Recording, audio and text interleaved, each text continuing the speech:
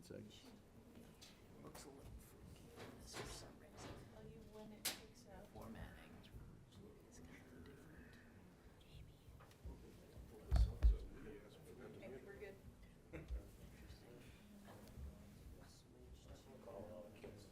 See where it would be Ready? Good evening. Welcome to the City of Laconia Conservation Commission meeting, May 17th, 2023. We'll start the meeting with the Pledge of Allegiance to the flag. I pledge allegiance To the flag of the United States of America, and to the republic for which it stands, one nation, under God, indivisible, with liberty and justice for all. Okay, we're gonna do a roll call. I'm Dean Hanson. Deb Williams? Lisa Moran. Mike Foot? Sheena Duncan, conservation technician. Okay, so we have a quorum, so that's the good news.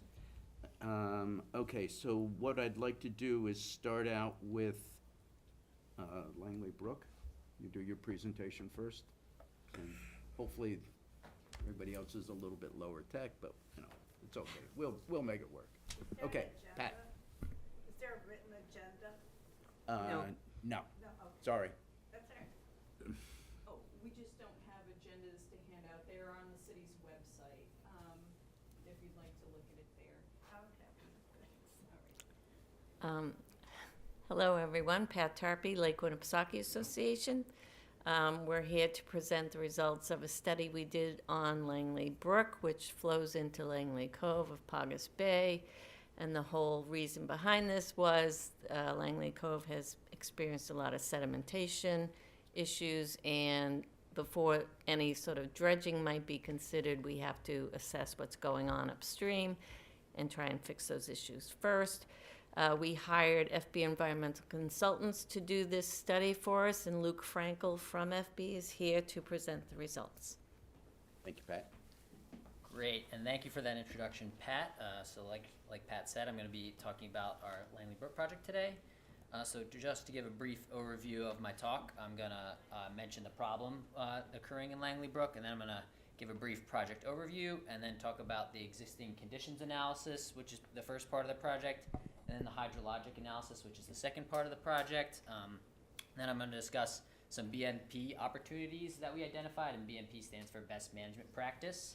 And then provide some other recommendations for work to do. And so the problem is just generally, Langley Brook is a pollutant source to Paugus Bay. And so it's one of 4 perennial streams that discharge into Paugus Bay.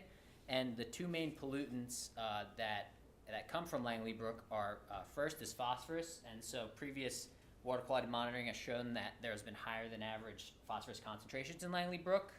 And also within Paugus Bay, there have been an increased threat of cyanobacteria blooms, which phosphorus is the root cause of in freshwater systems. And Paugus Bay, that's a concern because Paugus Bay is Laconia's primary water supply, and these certain species of cyanobacteria blooms can release toxins, so that would be a public health concern, being the public water supply. And then the other pollutant of primary concern is sediment. And so there's a sandbar forming in Langley Cove, like Pat mentioned, and that limits boat navigation. And the source of the sediment is unclear. It could be from, there's been some historic records of large flood events there's a beaver dam in the watershed that's breached multiple times, causing a lot of flooding, and I'll get into that later. And there's also been some development in the watershed, and anytime there's any development, you disturb the soil, that would release some sediment into the brook. And so just a brief project overview, in 2 parts, the existing conditions analysis and then the hydrologic analysis. So first off, we had to compile spatial data to create 3 products. The first is the estimated stream locations within the watershed. There's obviously Langley Brook, but there's also all these tributaries that lead into the brook. And then we wanted to estimate for all those tributaries the subcatchments delineations, so like break up the watershed into different pieces. And then we wanted to create a high-resolution land cover because that's like the most important input to the model.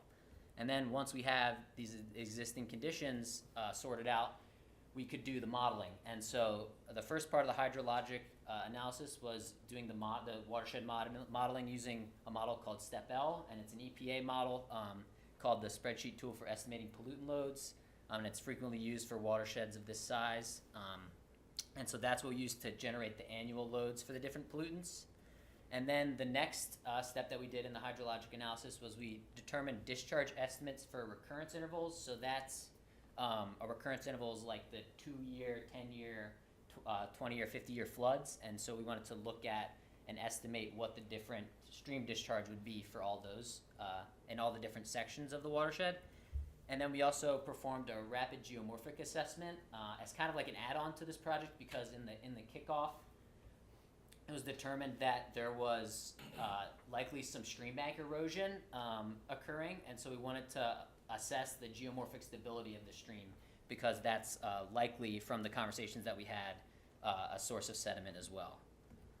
And so the first off, to estimate the stream locations, here I'm showing a map of the Langley Brook watershed, and we used the 2-foot contours that are available from New Hampshire Granite, and then also data from the National Wetlands Inventory to delineate the streams. And you can see on the right, here's the final product from that delineation. You can see that there's actually a lot of different tributaries, not just Langley Brook in the watershed, and that through the various geoprocessing, and we were able to get these estimates, and then we went to the field during 2 separate field visits and verified their locations and adjusted some of them, but a lot of them were actually pretty accurate. So just having the elevation, you can delineate the streams pretty well. And the next step was using the stream delineation and also the 2-foot contour again. We divided up the watershed into different subcatchments, and also used information from stormwater infrastructure that the city provided to help with that. And so you can see that on the right, the watershed's divided up into 8 different subcatchments for this analysis. There's a South Weirs and North Weirs, if you can see my cursor here, 2 subcatchments. Prescott subcatchment, which is near Prescott Farm, if you're familiar, off of White Oaks Road. And there's 2 called North White Oaks and South White Oaks here. Paugus Woods is another small subcatchment where that Paugus Woods neighborhood is. And then there's a large one, upstream wetlands, and then Fillmore right here. And again, these were verified during the 2 field visits, and we adjusted the locations of those. And then finally, the land cover analysis. So to start, we used land cover data from 2001, because that was the last statewide land cover assessment that was done, and then had a bunch of other layers that we added on that were more higher resolution, and compiled that all together to get a more complete picture. So you can see on the right here, that's the final product of the land cover assessment. So we show where residential areas are. There was a couple sites of active construction, which we separated out, and also showed where there were agriculture activities and other areas, unpaved roads. And so that is kind of wraps up the existing conditions analysis that was part of this project. And just to look at what the land cover percentages look like in Langley Brook from that analysis, we could see that it's 61% forested, the watershed. It's pretty forested, but there is 20% development that's composed up of multiple things: paved roads, unpaved roads, construction, mixed development, and residential development. And then there's 11% wetlands, and 5% agriculture, and 3% water. And then so step L is again that model that I mentioned. That's what we use to create the annual loads. And so we took all of the existing conditions data, the subcatchments, and then calculated the land use within each subcatchment, put it into the model along with soil data and septic system data. Took field observations, and the main field observations that we collected in the field was agricultural animals, and we estimated there was one farm that had 5 horses and another one that had 2 dozen ducks. So that was accounted in the model, because they can be sources of pollutants. And then used public data from NOAA for precipitation, and then also data from the census to determine the average household, people per household, to determine the septic load, because that's another important aspect of the model. So here are the results from the model. So just looking at what the loading looks like divided by the land cover. So the first pollutant that we looked at was nitrogen.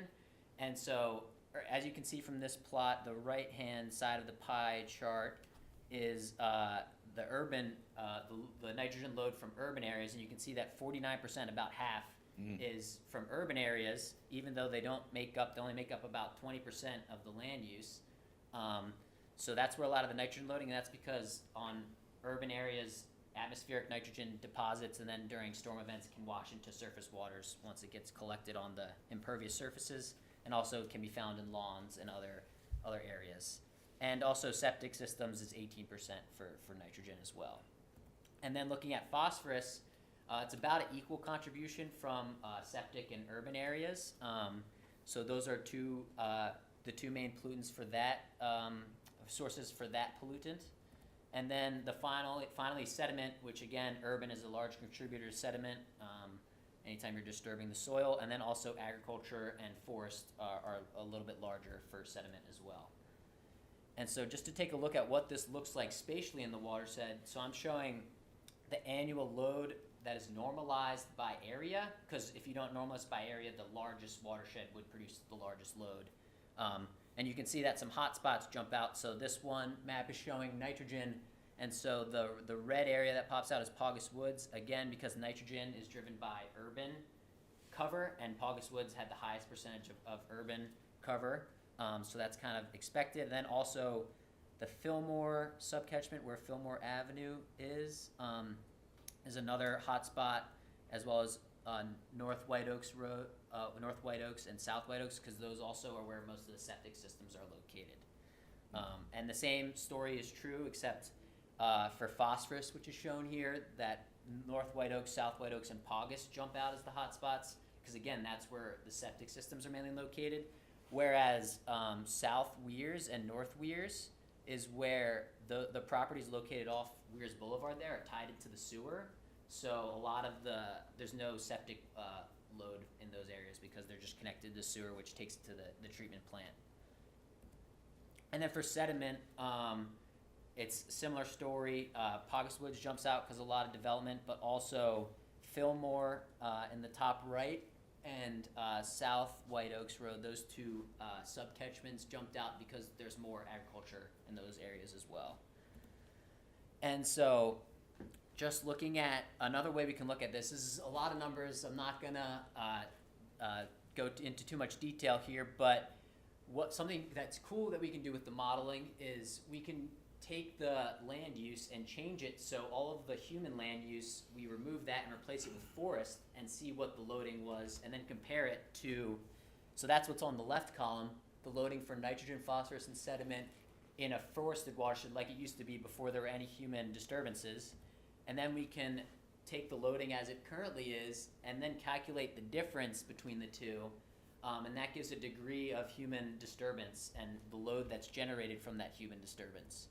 And so just to highlight a few of the sub-watersheds that jump out, again, North White Oaks and South White Oaks for nitrogen, and Fillmore jump out, and then the same ones for phosphorus. And Paugus Woods was the hot spot in the other maps, but you'll see here it's not highlighted because it's so small, it doesn't generate that load, the same high load. And then for sediment, Prescott is another one that jumps out because it's a larger watershed.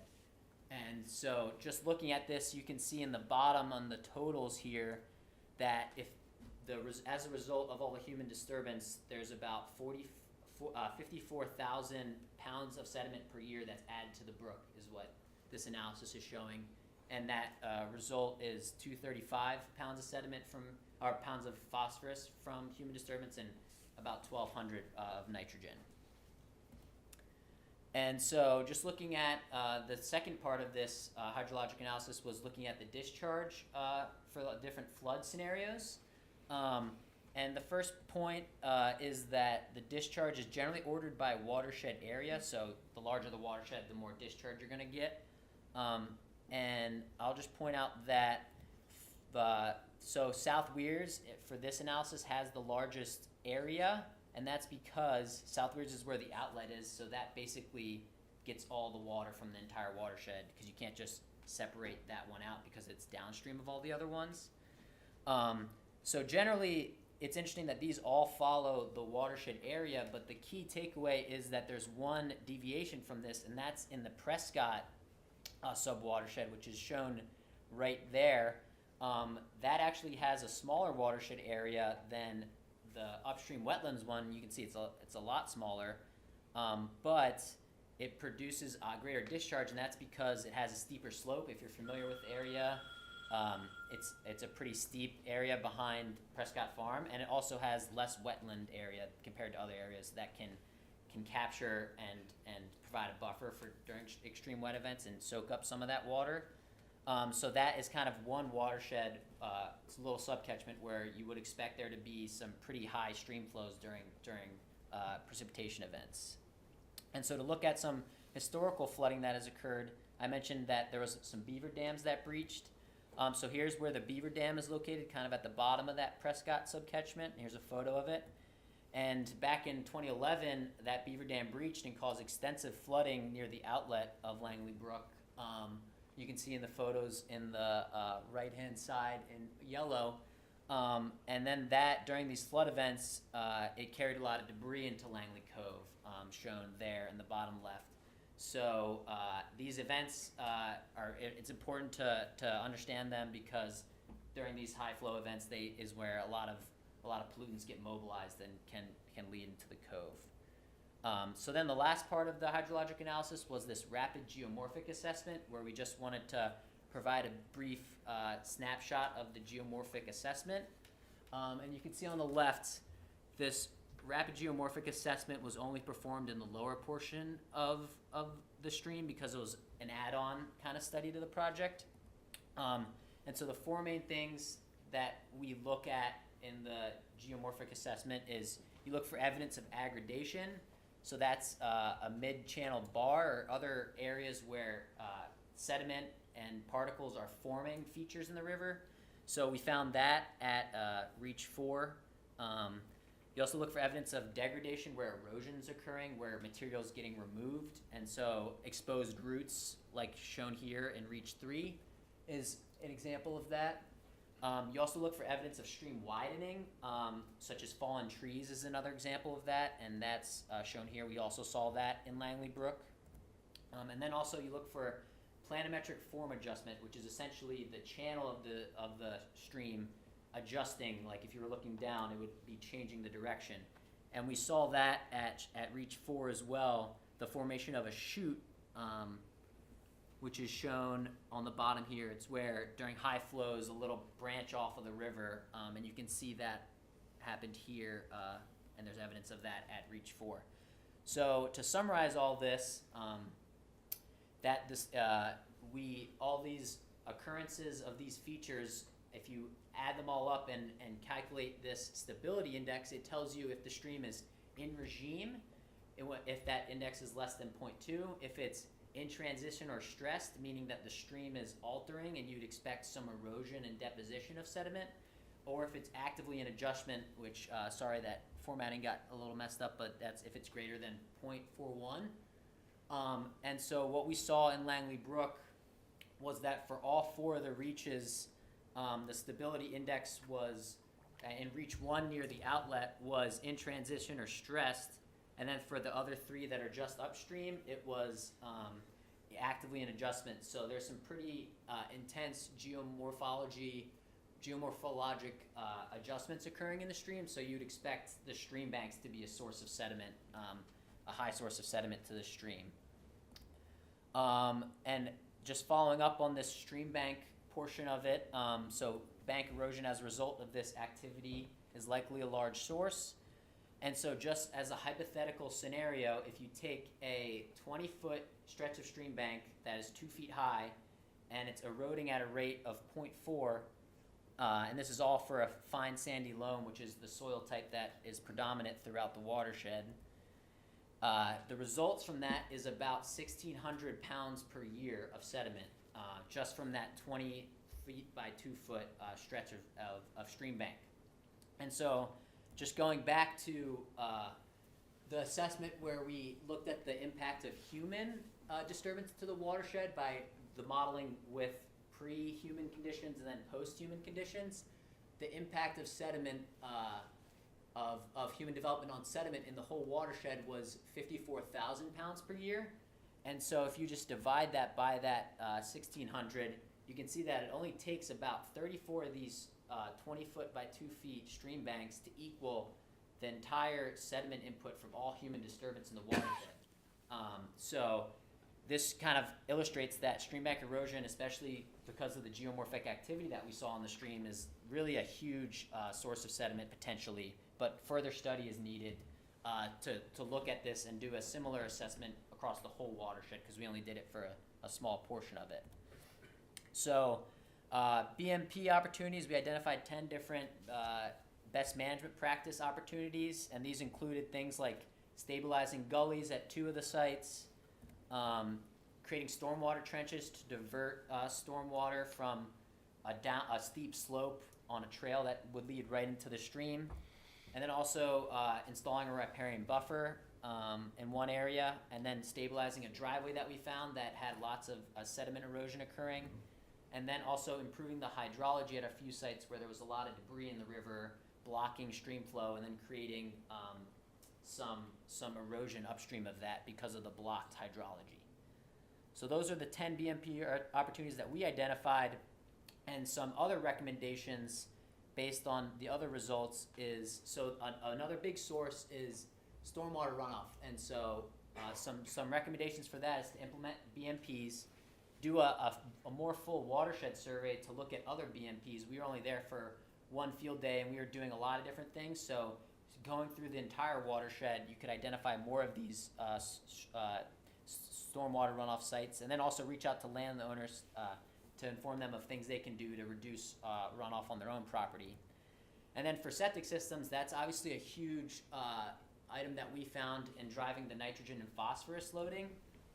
So creating a septic system database is essential, so you know what septic systems are out there, their ages. Updating any failing septic systems is crucial. And then maybe investigating the feasibility of extending sewer to some of the other properties. That's obviously a pretty big capital cost to do that, but sewer is kind of a great way to improve water quality. And then also consider adopting ordinances that requires pump outs on regular basis or inspections, and conduct outreach again to inform landowners of proper maintenance. And then finally, for stream bank erosion, perform a more detailed analysis to really nail down the entire watershed and get a full loading estimate, and then also implement stormwater controls to slow down runoff, because when you get these flashy streams and you get a lot of input from impervious surface and a really quick discharge, that's when a lot of the erosion is going to occur, like we saw with the beaver dam breaching. And then, yeah, that kind of wraps it up, and happy to answer any questions now if we have time, or you can feel free to reach me at my email. Can you go back to table 4? Yes. So is that the total loading? That's the total loading, and I'm only interested in the South Weirs because that's the entrance into the Langley Cove.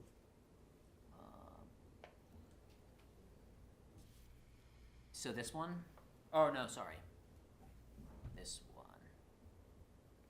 Is it? I think that's it. Yeah. So the South Weirs, so the top right, the sediment, Yes. or that actually it's the middle panel is the current loading.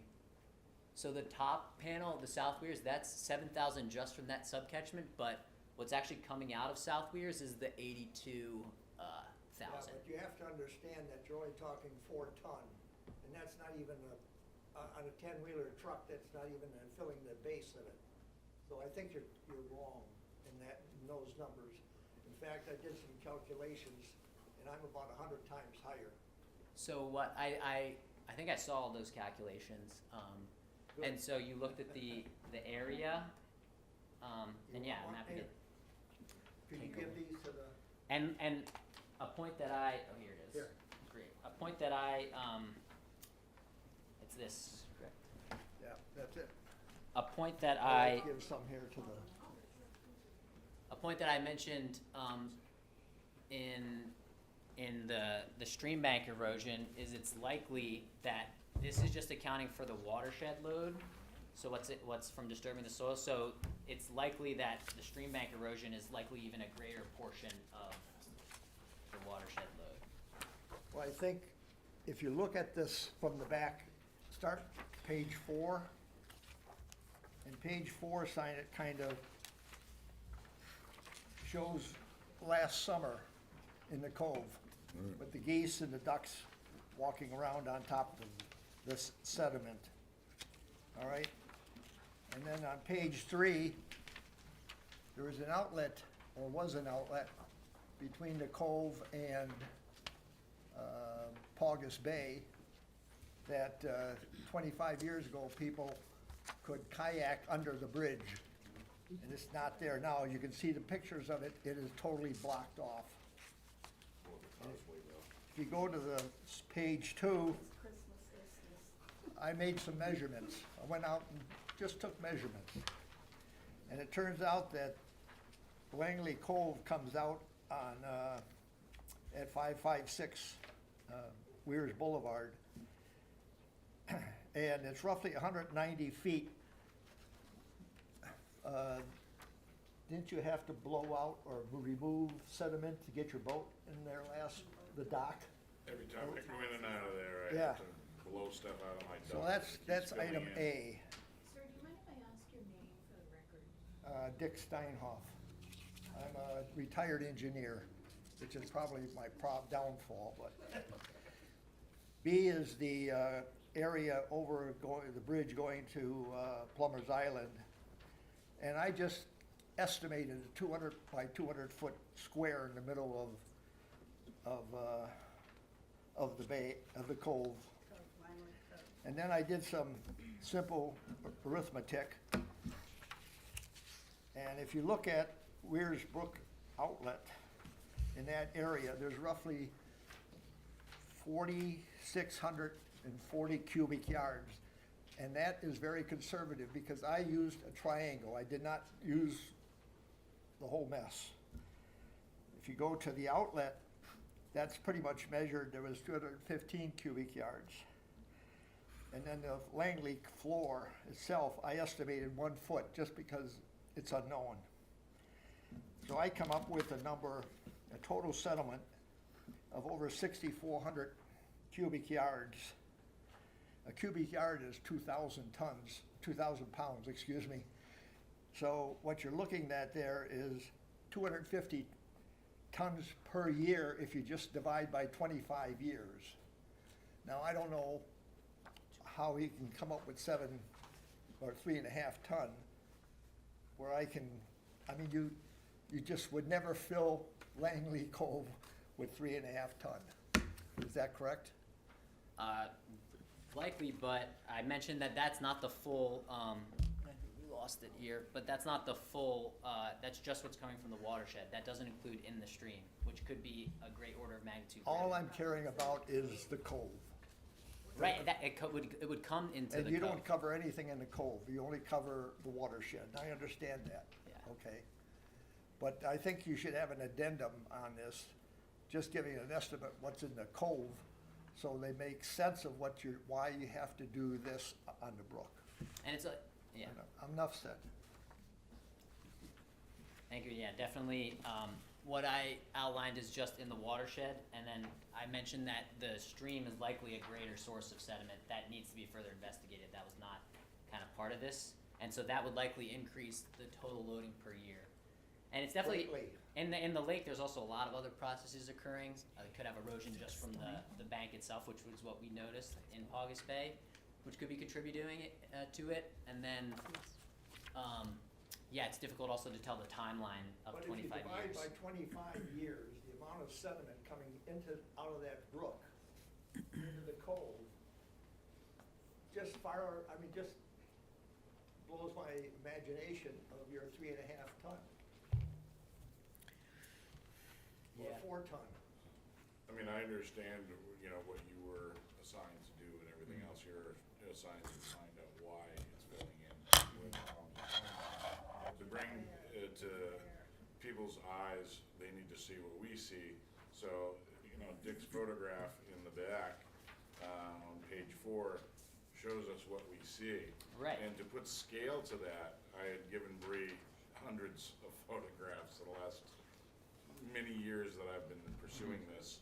You know, one of the photographs shows, if you look on his drawing on the second page, the A drawing there. Mhm. So basically, there used to be boat docks, and she has photographs of those boat docks from, they're probably the 70s or 80s, average size, 20-foot boats. Most boats draft 3 feet. So Mhm. let's go with 3 feet of water out there. Mhm. That's not what we have now, not even close. But right through where that A is, there used to be docks coming all the way out with about 30 boats on that dock. Mhm. There's no way you can get a kayak over that area now. So what I'm trying to say is that people need to see what the result is. I mean, all the numbers that you're putting up there, that's awesome, it's Right. great that you found the problems and everything else, but they need to see what the result is, and that's what the problem is, you know? Mhm. Need an Mine- addendum which addresses why that was even necessary. And the addendum should show an estimate of what's in Langley Cove. And I'll just point that you mentioned the 3 feet estimate, so I saw that you did 6 feet deep for that one section, Oh, section In A. There's no doubt it was deeper than that, but let's just say it was a Okay. minimum of 3 feet, Because I, you know? well, I reran those numbers, and when you do it with, if you cut the 6 feet to 3 feet, it brings the load to about like a little under 400, or I think 300, the low 300,000 pounds per year. And that's more in line with what our estimates would be, because it would, our estimates could jump up to about 200,000 or so is what we think could happen, pounds per year. And that should be there. Well, we That- mentioned that, in, No, But it it's should not be in the there folder. in numbers, is what I'm saying. and Because my, nobody understands all those words and all that you got in there. There's 20 pages of detail. right, and I will rebut that the stream analysis that we did, we just did a brief estimate, and I provide that scenario of the 20-foot bank by 2 foot deep at a rate. And so we only looked at the lower reach of the stream. And so in order to do, this project was mainly focused on finding watershed sources. So I mentioned that you need to do a full scale, and that the scope of that, if there are, and my example is if there were 34 of those other, But there's no reason in your analysis for that analysis. And the reason of the analysis is what's in Langley Cove. So you should have an addendum, in my humble opinion. That identifies that there is a problem in Langley Cove, and that has caused this whole thing to come about. And you did speak to that, but it's not in, here's the Yeah. problem. yeah, the study was focused on Langley Brook, and I won't mention that, and that's the main source of sediment, so that's where the That's focus. the only source into the bay, into What? the cove, excuse Or me. into the code. Into Yeah. the cove. Excuse me, folks, if you have not identified yourself previously, could you give a name for yourself when you speak? I understand, Mr. Steinhoff, that's who you are. I don't know who the other people are that were speaking. Thank you, Keith Doobie? thank you. Mrs. Bagley, I live on Langley Cove in, Capri Condo. I live in Capri Condo, which is right on the bay. The little teeny cottages are a part of Capri Condo, and that's right where the brook comes out. Thank you, Mrs. Bagley. So yeah, I agree that I think the another good step to do would be to estimate that load from stream bank erosion, because we did know that that was likely a large source, and you would need to do another study that looked at the entire watershed, Oh, and that was that's- not within the scope of this project. I don't think the watershed is, I think the issue is Langley Cove. I saw them out there putting docks out the other day. It's gonna be interesting to see them get their boats in and out, because they're right up against the sediment. Yeah. Touching back on the, how do you pronounce it, cyanobacteria? Cyanobacteria? Yeah. So what would be a major, like you had brought up that there was a farm up there with a couple of horses and ducks and stuff. Mhm. Would a large amount of geese and ducks nesting on a sand pile cause lots of bacteria? Definitely, that could bacteria, and then it's phosphorus, so they have Because the we waste. listen to Canadian geese and ducks for months at a time doing their thing Mhm. out on our sandbar, you know, and you come out in the morning and it's just loaded with piles of duck excrement and That is- feathers and whatever else out there. So that could be a huge source. If that sandbar was not there, they would not be there. Yeah, that's a good point. And yeah, if you do lake modeling, you take into account waterfowl is like a big portion of that. Very big. Yeah, so is all definitely a source of that. So I just, thank you. Thank you, Luke. And, you know, I'm really happy that the public is here. I'm glad you guys came. I have, you know, I've only lived here a short period of time, relatively speaking, 20 years or so. But, you know, I've seen the change in the cove, in the amount of sedimentation. And I think we've hit a good point here in that Luke has looked at the watershed, but the issue is Langley Cove. So how do those two things fit together? One is like, okay, this is what we think the cause is. Now we got this pile of sediment. Pat, when you submit submit this report and apply for a permit to dredge, you're gonna be dredging the cove, right? Well, one, I'm not doing that. Well, but- yeah, I know, but, But I would be perhaps trying to find grant funding to address some of the BMPs, those stream bank erosion issues, because DES isn't gonna dredge if we don't try and stabilize that stream. So it doesn't continue having What we erosion would like and to know, sediment. the bottom line is doing all BMPs, that is gonna get dredged, because people pay a lot of taxes to live in those homes, and part of that is a boat dock comes with the home, and people cannot use their boats from Right. I understand. September Yep. through the end of October. You know, that is not right.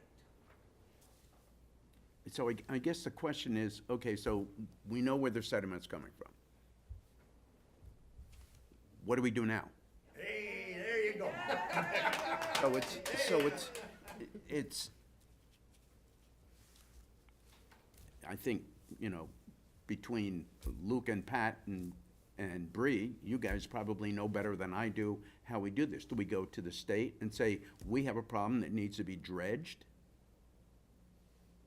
Well, you're still missing, you know where it's coming from, you have to fix where it's coming Yeah. from, right? So it doesn't continue filling in. Yeah, I think Right. I think that's what DES really needs to, before they can pursue a dredging, they wanna make sure that whatever you dredge, it's not just gonna get filled right in with whatever, cause you're not treating the root, you're putting almost a Band-Aid on it, so to speak, cause you're not treating the root source of it. So if you treat the root source of the sediment, that first, and then you can identify, then potentially you would go through with a dredge, and DES, it all has to get permitted, so. Well, It's not us what are preventing your- the- What are your recommendations based on this study again? And So, what are they aimed at? so, What's the goal? yeah, the goal, if sediment's the pollutant of, the really pollutant of concern is the one that obviously it seems like the public is mainly focused on, then it would be, again, stormwater runoff at these sites identified, and then also, channel, stream bank restoration projects. I think that's the biggest contributor that is not quantified in our study, because our study was limited to the watershed, not the stream bank itself. And we noticed substantial erosion in just the lower portion that we did, and that can contribute a lot of sediment that we were not unable to calculate in this study. But if you stabilize those banks and then also reduce the stormwater runoff into the stream, then you would get this less So erosion. then we won't get any more, well, we'll get much less sediment, you're always gonna have some sediment. Right, That's yeah. just the way the world goes. But what will happen with the stuff that's there already? That's, Then you would go for the The dredging dredging, permit. but you need to stop it first in order, and Right. DES needs to see that before they would consider permitting a dredging operation. Can I suggest that in your study, you work from the mouth of the brook up? That way you can address what's happening in the cove right away, because you're correcting at the mouth up to the source of the swamp, okay? I think a sediment study in Langley Cove seems like, and I imagine I'm not that familiar with the permitting process, but I imagine when they do the dredging permit and go through that process, they'll have to evaluate all of that, pretty substantially. Well, But- who handles that? When can that start? Yeah, I'm not that familiar with you. Yeah, Yeah. it's question who of. does that? Pat? Question of does it? money, if you can find the money typically. Who does it? Who starts the work on the cove? Mr. Anderson, Right. it's just for informational purposes, it's my understanding, if you look at page 2 of this handout, they've sketched where the brook goes underneath Route 3 there by the pre-condo, 556. It's my understanding that within the next couple of years, the city of Laconia is gonna be replacing that bridge. They're starting now. And what that means is you're damming the water flow on the cove side of that new bridge, which is gonna create hydrology problems in itself for that bridge. So at some point, it's my understanding also that most, if not all of that bridge replacement is state funded, with Laconia taking lead on executing. The dredging of A has to happen around the same time, if not before, they start putting in those new piers for that replacement bridge, unless the design has them using the existing abutments and stuff. I think we're at a point where perhaps the best thing to do is to form a subcommittee of the Conservation Commission with public input. Definitely, we need your input because you have the perspective over time that we don't necessarily have. And I think we need to have Lake Winnipesaukee Association involved and probably FB Environmental too. I think if we put together a plan and go to the state and say, this is what our problem is. Our problem is we got more sediment that's coming down, but we got this big pile of sediment that's already here that's preventing us from using Langley Cove. What, how can we, address this problem, which has two prongs? What's continuing to come and what we already have. And the other question I wanted to ask Luke was, we have a major development that's going to be taking place in the upper portions of this watershed. Is there a way of forecasting how much more sediment we're gonna get? You definitely can, using all the modeling that we use. The same approach, instead of having wherever the forested area is going to be converted to urban, you could do that calculation in the same way that we ran our model. And I understand that when FB got this contract, you have a certain limit on what you can do, and so we can't ask you to do more because we're not paying your fee. But I think that this is not an academic exercise. Fixing the stream is, I understand that. But the problem is on the the downstream side. We got this sandbox here that, wasn't there when I first started coming here in '92. It wasn't there. So what can we do? And now we're gonna put in a new bridge. That's okay, that'll help. But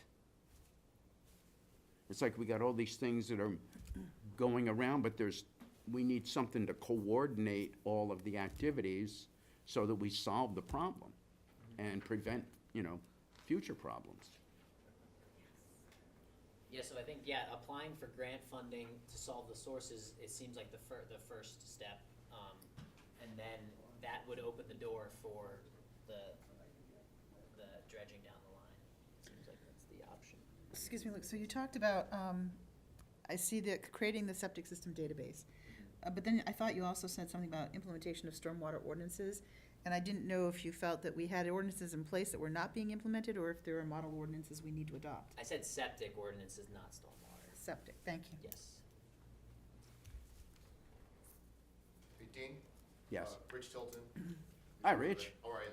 Good. I think, the big picture is we need to hire a consultant, an engineering person, maybe it's you, to do a study of the cove. And as neighbors, we need to get together and figure it out. My father used to raft underneath the Christmas Island Bridge when he was 14 years old. He's a bit over 80 now. We've tried to be good neighbors. We put in some stormwater structures on our property. But I think we need to get together and make it happen because there's a lot going on. The geese thing is a huge problem. bacteria going right into the water. Oh, yeah. And it's disgusting. But the bridge used to have water flow, and it flushed the cove, and it would go out. You don't Back, get flush anymore. back when Capri was built, there was, you know, that wall, and there was fill put in there, and, you know, that may not be so stable, and make sure that that wall is stable for you guys. And now, the brook used to go straight out, and now it comes out and it takes a turn towards us, you know, because of the sediment. So, I think, you know, we all need to get together and make this thing happen, and it's up to us to do that and get the right people involved. It's too much to lose, right? Yeah, I think study the cove, yeah, that sounds like a great idea. So, and I just want to take this opportunity to talk about you know why we have a wastewater treatment plant in Franklin? We have a wastewater treatment plant in Franklin because in about 1970, when the EPA was formed, Ruckelshaus, who was the administrator, was looking for a shovel-ready project. And it was a group of people, a group of half a dozen people from Laconia who went to him, to Ruckelshaus, and said, we have a shovel-ready project. And it was the project down in the wastewater treatment plant in Franklin, which, you know, handles most of the, well, half the lake anyway. So I think that model of concerned citizens getting together and doing something is exactly what we have an opportunity to do right here. We have, you know, we have good technical minds, and we have a problem, and I think it's our responsibility as citizens to do something about it. But I can't do it alone. I don't think any one of us could do it alone. But if we all work together, I think we can have a major impact. But we have to work together. Dick? Why don't you assign somebody to be the head of that subcommittee off of your committee, and then several of us can join that and follow up with them and work with them to accomplish what needs to get done. I think that's a great idea. So what I would like to do, Dick, is after we finish the meeting, have the commission members talk and see who's available to do that. But before you go, I would like everybody to sign, you know, give us your name and your email address, and you don't have to give us your telephone number, but so that we have a list of people. And if you know of someone else that's one of your neighbors, please let them know what we're gonna do. We will contact you by email telling you when we're going to have a meeting to talk about this. And what we typically do, the way that the Conservation Commission is structured is the first meeting of the month, and we meet on the first Wednesday and the third Wednesday. The first meeting is to handle applications. The second meeting is a working session. So we could use that second meeting of the month as an opportunity to sit down, come up with a game plan, and then, you know, start taking action. But you know, we know that there's a lot of sand or sediment in Langley Cove, and so. On an average, somehow 250 ton a year got in there over 25 years, somehow. Yeah. I remember when the beaver dam broke up at Prescott Farm. I can't believe it did that much. That's an awful lot of dirt. But it actually filled the cove in with branches and leaves. Oh, yeah. I have pictures of everything, and I have the videos, and it's amazing what happened. And there's 2 beaver dams up there. So the big one, which you can see on the maps, and I had somebody up there talked about the beavers leave, and they go start a new one. And frankly, we've had 2 beavers hit by cars in front of our house. So what concerns me is that they're making their way down the stream and they're finding a new place to go. You know, it's a concern. You know, so, you know, dealing with the dam, I don't know who owns the dam. If Brady Sullivan technically owns it, and they can do a beaver deceiver, and we can manage the flow of that water better. I think there's a dam now. I'm not sure. Yeah, Yeah, I believe this one's on their property. Right. Is there a dam left up there now? Yeah, there is a dam there. Okay. Beavers, they come and go. Yes, May I speak? yes. Yeah, sure. I think once, again, as you're talking about a neighborhood in there, the elephant in the room there, just Brady Sullivan and 290 new units going in there, you know, that'll be a significant change. And I know that, we've seen their, as they come up with their drawings, that everybody needs to pay attention to that stuff. You know what I mean? Those come in and they're on display down in planning and stuff like that, but, and they do the science, but it's gotta be cohesive for everything that goes into that little valley out of Langley Cove. And so, they're there also, and they should be paying attention. Because you guys are obviously concerned. If I was my cove, I'd be concerned also, you know? Absolutely. Well, we all have to be concerned because it's our water source. Yeah. You know, to satisfy the stream management, me and my wife, in the past few years, we developed a small commercial piece of property in Alton, and we had to put in a decent-sized sediment pond, taking up some valuable land, but we had to do it. And this is a flat piece of property with no water, no streams, no nothing, but we did have a high water table. So they consider that high water table to be wetlands in areas. So we had to put in this pond to do so, you know, for sediment, you know, but it's, you know, this was water that's been flowing through this property for about, 10,000 years, but here we are having to do what we had to do. In recent spring rains and everything, not one piece of nothing moved, you know, but we had to do it. Here we are dealing with this cove with thousands of tons of sediment going into it. So to satisfy the upstream, would you recommend doing something like that, a series of ponds? I've worked on an extensive piece of residential property in Alton, and we had to put in a whole series of ponds going down the hill towards the lake to catch any and all sediment for up to a 100-year storm. So, I mean, what's gonna satisfy, stabilizing those bankings to then get what we need, that cove dredged, Yeah, and I think and not to return. I think having a conversation with DES and being upfront maybe about that could be something, see what they're looking for. Yeah. And what addressing the sources, what sources, what evidence of source, like addressing what they need to see done. And I'm sure the DES would be looking for recommendations from folks like you, who are the experts in this field. Yeah, we provide the recommendations based on the study, and I think they, I guess they'll look at, they reviewed the report, so they'll look at those recommendations, and then the next phase is implementing those, and then seeing what's been implemented, how that's worked, because all the implementation projects have a monitoring component to it, so you'll be able to see what impact has been made, and then I think that's where they'll go from there for the dredging assessment.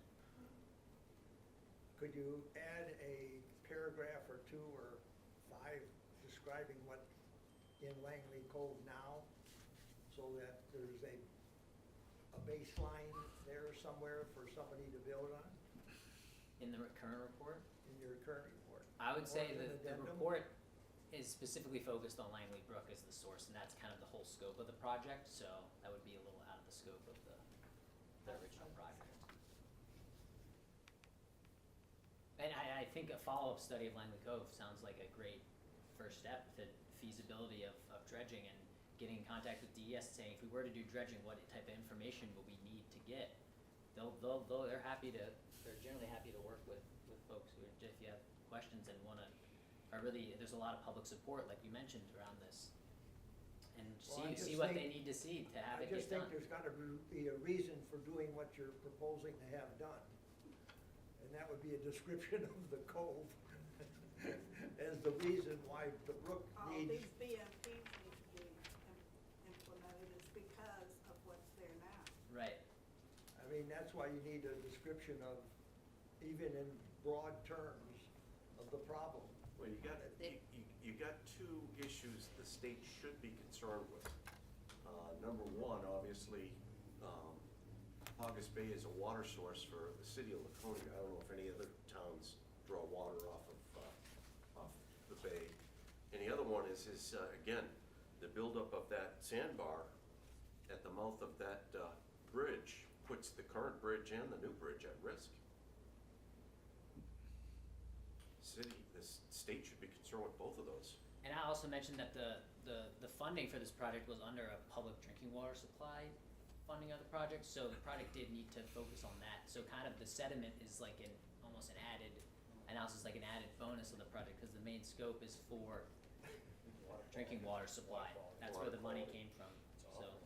So here's what I'd like to do, because I don't want to put FB Environmental in a situation where they're going to have to spend their time and they're not going to get paid, and I don't want to put Lake Winnipesaukee Association in the same situation. So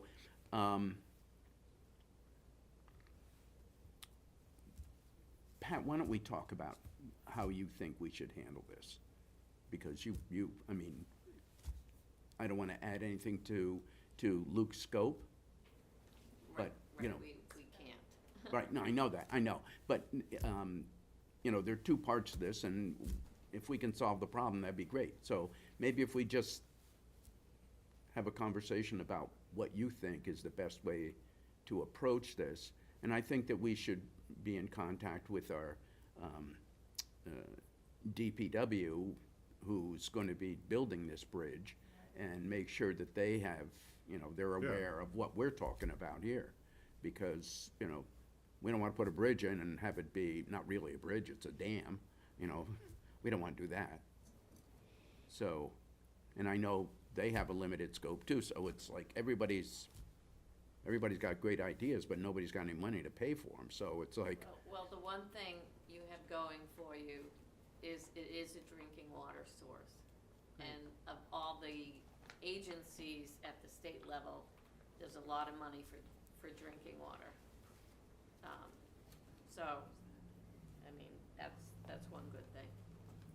I mean, that could go back to the large amounts of ducks that are creating this cryobacteria in the cove, which they've treated now multiple years and seems to still be an occurring problem. So the lake is really high right now. How much of that sandbar is exposed? None, it's probably about 6 to 10 inches deep right now because the lake is up 6 to 10 inches. As soon as it drops down to It's up normal about level. 2 right now. Actually, I did measure the sandbar off one of the condos, and it's about 2 feet deep. The water right now is 2 feet above that sandbar. So the ducks aren't on there now, They're on the water now. but I mean, they're not, well, okay. They're over on our beach now. Do they have nests right there? Have you seen, Other side of the cove. have you seen any geese nests or? There's a lot of A lot of geese this year, tremendous number. I mean, the worst two part of weeks the they were mean. sandbar is out in the middle, it's not right next to the condos, it's in the middle, about 30, 35 feet out, Okay. so it's shallower there. That sandbar by late August will be very pronounced. It'll be above Yes. the water. I guess the lake must be full now, isn't it?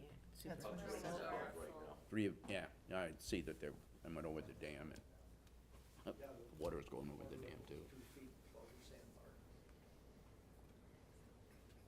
Okay. All right, we got a couple of other projects we need to review, Thank you so, very much, Lou. you know, this is exactly what I would picture happening in this community, is that we have people like you all who come out and say, I have seen, I'm willing to help out, so, thank you. And I will take the contact information you wrote down and share it with the city, this commission, Pat Tarpey from Lake Winnipesaukee Association, so all of us will have it. Excellent. So before everybody goes on their way, I want to acknowledge what Rich Tilton has done with regard to raising money to treat the milfoil in Paugus Bay. Rich, thank you very much. You know, you and your group of people, you know, you did us a great service. Thank you. Well, I'll use some money, so don't thank me right now. I still will use some money. Not the community. I mean, as we all know, milfoil is a problem, it's never going away. Right. We're not gonna be able to get rid of it, we have to manage it, and it's expensive. And we just gotta keep going at it. And, you know, with your support and making it important with the city is important to us too. But the new bacterias that are coming out, even more concerning, and, I think we need to get a hold of this water movement and what's coming down, and we all need to figure it out. We all need to do our part, and we need to preserve and protect the cove and restore it to somehow back to when it was clean. So when that bridge was there between the shore and, Plummer Island? Yeah. So there was no, In 1989, milfoil plant there. the sewer line was put in, and at that time, there was water flow. And then it started to build up over time, and then it stopped, it's choked. And Dean and I and Steve, we've talked about it, and just like we are here in this meeting tonight, we're talking about it, but if we get email addresses down and we get some fire behind us, let's do something. Right. Because it's changed. The health of the cove has definitely changed. Oh, it's declining. In the 7 years I've been there, it's declining fast. The water's bad. Thank you all. And we do have an opening on the board if anybody's Right, interested. we have an opening on a commission here. Think about it. Okay, thank you very much. Yes. Thank you. Luke, thank you. So what about the committee where we're gonna, that's why they took the names. That's why they took the name. Good, good. They're gonna pick somebody to, Thank you, Pat, for getting the grant to have this study done. We may be in Thanks. touch. Thank you. I hope I didn't confuse the issue. No, nope, nope. Thank you. Thank you for your time and your research. That's cleared everybody, huh? We should be out there sifting it. Said did not expect any of that. That was good. What we want, exactly what we want. Okay, Another UNH guy. Yeah. Come on. Everyone's from UNH. okay, so, Lexington.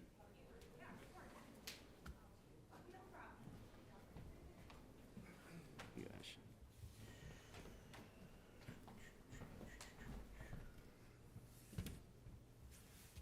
Where would you like this so you can see it? We have the drawings on our computers too. That's Well, You great. can use it right there to point We'll to. point That's to good. it so you can get a Yeah. way to look Right, at good, the pictures. okay.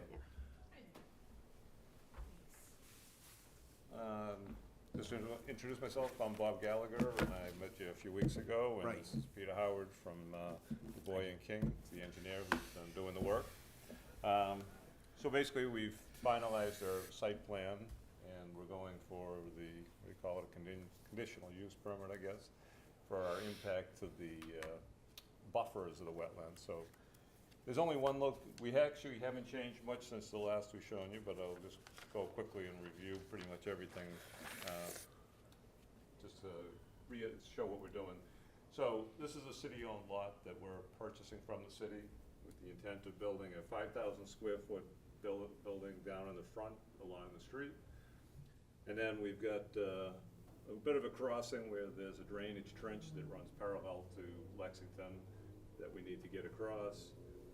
Then we're gonna have entrance that comes up, and then there's the drainage area, which is a little bit of wetland, where the runoff from Tightflex building through a drainage swale that they had dug when they did their parking lots years ago, collects and then crosses over and then drains down into the lower section of the main wetland. So we're proposing to go ahead and get a DES approval to permit to cross this here, obviously the driveway entrance. Then we've got basically a drive. Our original proposal that we did at the conceptual, which is, so the only difference that we've made for the site plan, this was the original one.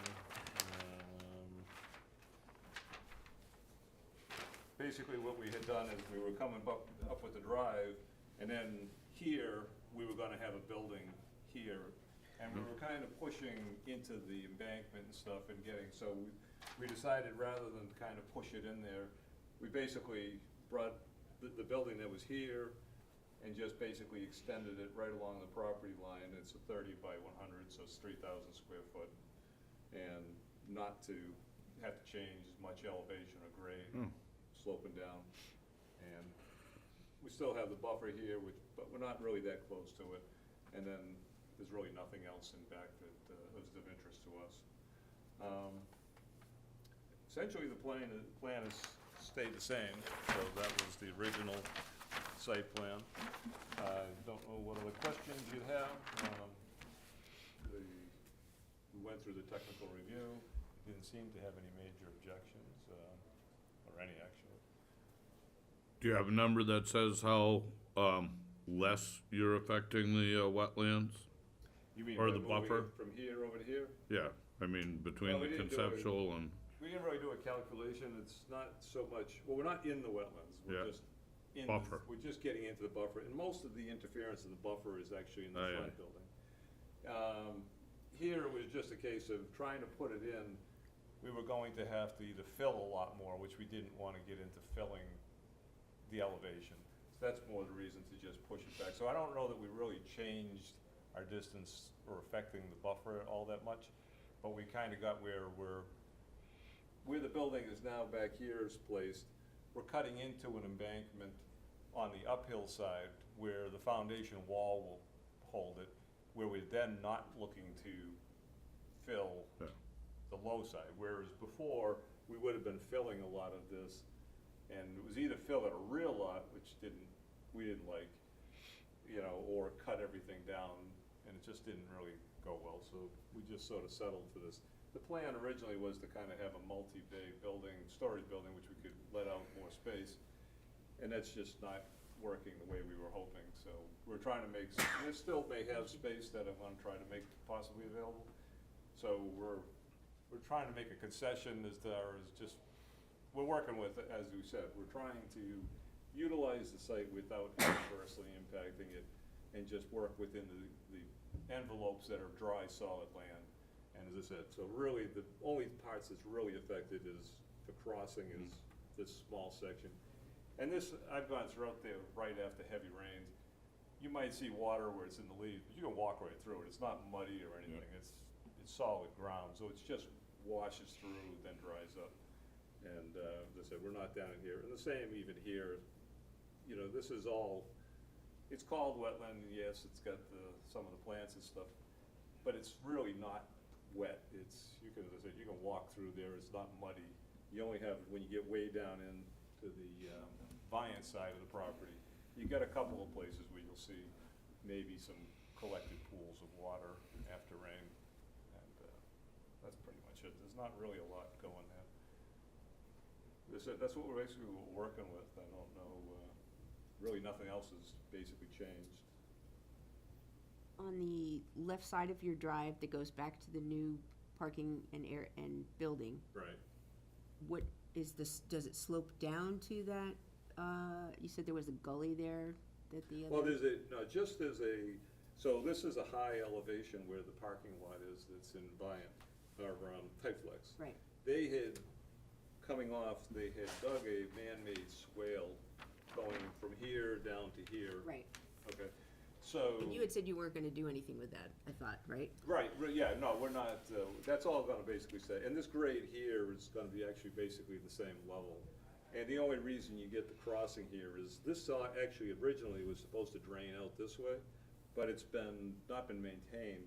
So the sediment level up in here is filled to the point that it basically slows it down, so it either flows under or flows over, and then sort of cuts across. And I mean, some of it still migrates down, but that's, as I said, it really probably should be maintained and cleaned out, So, so it's working properly. Is that on your property that? It actually is, yes. Yeah, so you can clean it out. so can I suggest that you continue the silt sock all the way up on that side of your construction? On this side? Yes. There's really no movement from here across here. It's all, the swale they have is deep enough that and this is a fairly high level relative. In other words, there's no water crossing really in this direction. Yes, Almost but- no flow. So it's flat from that building site to the swale? What is the From- grade like from the driveway that you're building, the new driveway, Right, here, yeah. and then go towards the swale? What is that, Oh. what is that grade like? There's a little bit of an elevation climb, right, Peter, coming up. But going across, I'm not talking about going across, I'm talking about going down to that swale. Is there a little grade?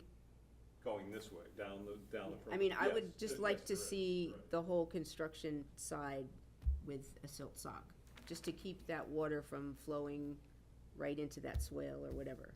Yeah, actually, the swale comes, so if you get the parking lot, there's a big embankment, then there's a swale, but there's a big hump. So in other words, it's not like level ground that dropped down, they actually bermed it up. Maybe there was a silt sock. Any construction that we do is not gonna get back into that swale. It would have to go uphill to get into that diversion swale. That catches water that comes out of two or No, three I understand culvert- that, yeah. I'm just thinking of any of your construction sediment or anything, I didn't know if it could get to that swale. Yeah, no, that would. that's Very all- that's difficult for it to uphill. get It's to that all- swale, yeah. From this side, this is all Slope. pushing towards the Right, vine, the slope that wetlands, way. right. And as I said, even where they did it, right along here, so basically said, there's a big drop off from the parking lot, goes down, then comes up, and then down again. So they left a windrow that would keep anything, but it's still going, it's still not heading that direction, it's going away from, it's going towards the vine side. Would any across of the it road. flow towards the street? Towards, From down? here, yeah, I don't think the grade is, if it is, it's not much of a grade, right? So in other words, we don't really have a lot of flow going this way, do we? Well, Or do the contributing runoff, if you will, coming off the parking lot and coming out the three culverts is gonna hit this diversion swale. The intention was for it to go here, some of it ends up going this way. Some of it overflows, some of it seeps through the berm because it's not maintained, it's kinda filled in, Sure. there's a lot of brush and, so that goes that way. Our water, we put a little swale in on the uphill side of this to direct it kind of to that culvert and to go in this direction, so, but, you know, all this upslope water is, we're not gonna be able to affect, really. right, but this is the crossing from part of Yes. that swale. Yeah, So what I'm seeing way. you stop your silt sock here, and I just feel like it would help a little bit if it were continued up at least part of the way, to help this run off here, that's all. Well, it might if we And it's went just a like across. just a suggestion. yeah. I'm a silt sock I mean, if there person. was any place where we thought we were gonna generate a runoff, Right. we would put something in, obviously, to stop it so that if they get a heavy rainstorm, because the last thing I want is a big heavy rainstorm to come out and then make you look like an idiot, because that's what gets everybody all bent out of shape, so, you know. But it's not, there's just not really a lot of slope that we have to worry about here. Thank you. So I'm looking at I'm looking at the, what sheet is this? Well, it says erosion control plan. Wait, so the silt sock to filter through construction, then underneath it says leave in place after construction to buffer wetlands? Well, the thought there was that they're compost-filled, the silt socks. And, of course, the buffer does provide some mitigation, if you will, between development and the wetland. My thought was, instead of pulling that out, leave it there, let it continue to act as a filtering mechanism, if you will, to sort of replace maybe some of the buffer that's lost. Sure, that's how that stuff is supposed to be used anyway. I mean, you can cut that stuff open, you can cut those socks open and leave the mulch. You could plant grass on top of them, What? or plant grass on top of them. Yeah, except- Whatever, you know, it provides, it breaks down and maintains that ridge of protection that you're looking for. Yeah. That was just the thought, an additional, I don't Method see, I of- don't see a problem with that. Why go through the pain of, Yeah, it's already there, so There. may as well. Well, I didn't know if the exterior of the silt sock was biodegradable at all. I mean, that was kind of my thought. was- that's mostly how they make them. I don't know that it's gonna quickly break down, but, you know, it contains that mulch that's inside, that bark mulch that they grind, and they fill it and bring it in. They've studied it to show that, you know, the treatment effects of it, and so we just maintain that in place. So I'm just thinking really long-term, Peter, about, you know, somebody's going through 25 years from now, and then they're doing something that might not be your property, and they're snaring up in all this nylon and all this other stuff, and I just didn't know. I mean, we could If the remove it exterior- if, you know, No, I'm not asking- remove the covering of it if that was. I'm not asking you to remove it, because I do see the wisdom in what you're saying. I just didn't know if the materials it could be made of were indeed biodegradable. That was my thought. Yeah. So that was all. It depends upon who the supplier for it is. Well- Now, certainly, I've seen this presented in New Hampshire Timberland Owners Association, and that's how they utilize them in their projects, is they'll have the machine right there that does the grinding and fills the sock. And they can lay it right down, and they end up, it depends upon the materials they use. But it's not something that's made like a burlap bag. You know, Personally, I think with the amount of material that's in there, I mean, it's not a great big huge berm. I mean, they do build some of those But- stump grinders. I've seen projects where the silt socks Yes. were like this diameter. But I'm saying if you contained it and maintained it in there, it would continue to act as a filtering mechanism, as opposed to, you know, if it did break all open, it would probably spread out, flatten out. Right. You'd lose the effect of the filtering. I'm not arguing that point of it at all. Mm-hmm. I'm not disagreeing with, And I know, I don't believe, I'm sorry, I don't know the material, but I do know some of the, say, the erosion control ground cover fabrics, they do have a nylon. There's different design life periods. Some of them are 25, some of them are almost indefinite. And Some that's- of them are a year, some of them are 6 months. Right. But that's when grass grows up through, it stabilizes, then they can go away. This, I don't know, I don't know the lifespan, I'm sorry, of the sock itself. Well, it says on your drawing that you're gonna use Filtrex, Yes. and it gives the address of where you're gonna get it. I mean, we ought to be able to call them up and say, what's the exterior material? Is it biodegradable, or is it? I guess the question would be is, do you want it to be biodegradable or do you want it to not be? I would think actually, as I said, once the construction is done, you know, quickly over time, you get leaf built up and everything, and the goal is for it to all just grow in, and then that becomes the permanent buffer to keep this stuff in place.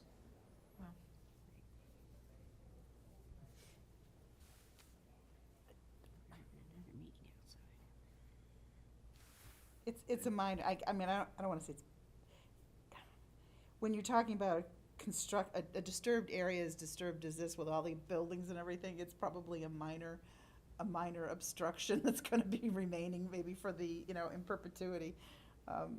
But that's all. It was going through my mind, and it's something I have I would rather see people use biodegradable materials when it really makes, it is. It is a Just better curious, option. if we, I can talk with them, find out exactly what that is, but it would, a lifespan of what be acceptable? 1 year, 2 year, 3 year? Oh, no, I mean, I'm thinking 10 or whatever. I just don't want this to be, I don't want this to be a legacy thing left in the woods for 100 years, you know? Like, if this is woods, this Well, I isn't agree. woods. I agree with you. You know, so I'm just trying to actually, say, yeah, that's all I'm It's trying like to say. landscaping fabric, there's nothing more annoying than it becomes all filled with weeds, and then you gotta rip the stuff out, and this, you know. Yeah. So I would actually prefer it to be something biodegradable, it just becomes part of the, you know, blends and disintegrates into Yeah, so over time as everything grows in, which is really what I would say. I'm thinking years, yeah. Yeah. Excuse me, I just pulled your the website up, and actually they have Silt Socks Natural from that company.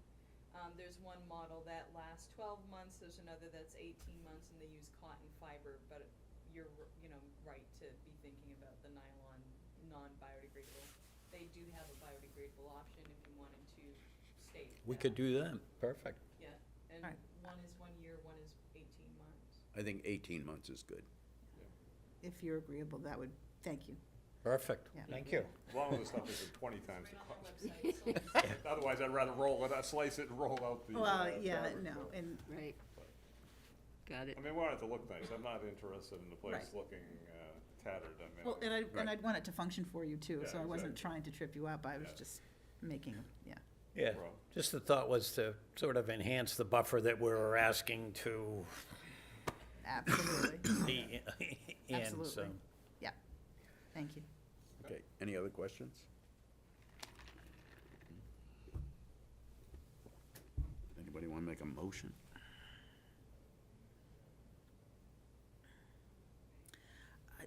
Are we approving, or are we just making, I mean, if we're saying approving, then, I move we approve the plans as presented for development at Lexington Drive. I don't have the address, I'm sorry, in front of me.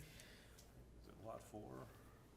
Yeah, well, it should be on there. I don't know that it had a 911. Well, I'm just reading the, we go by the map block, Yeah. it should be listed somewhere. It would Well- probably be on your cover page. yeah, that's what I'm just, Of course it is.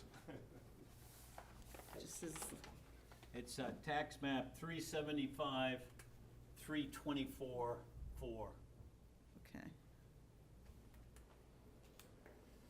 I'll second that with the suggestions that we've made.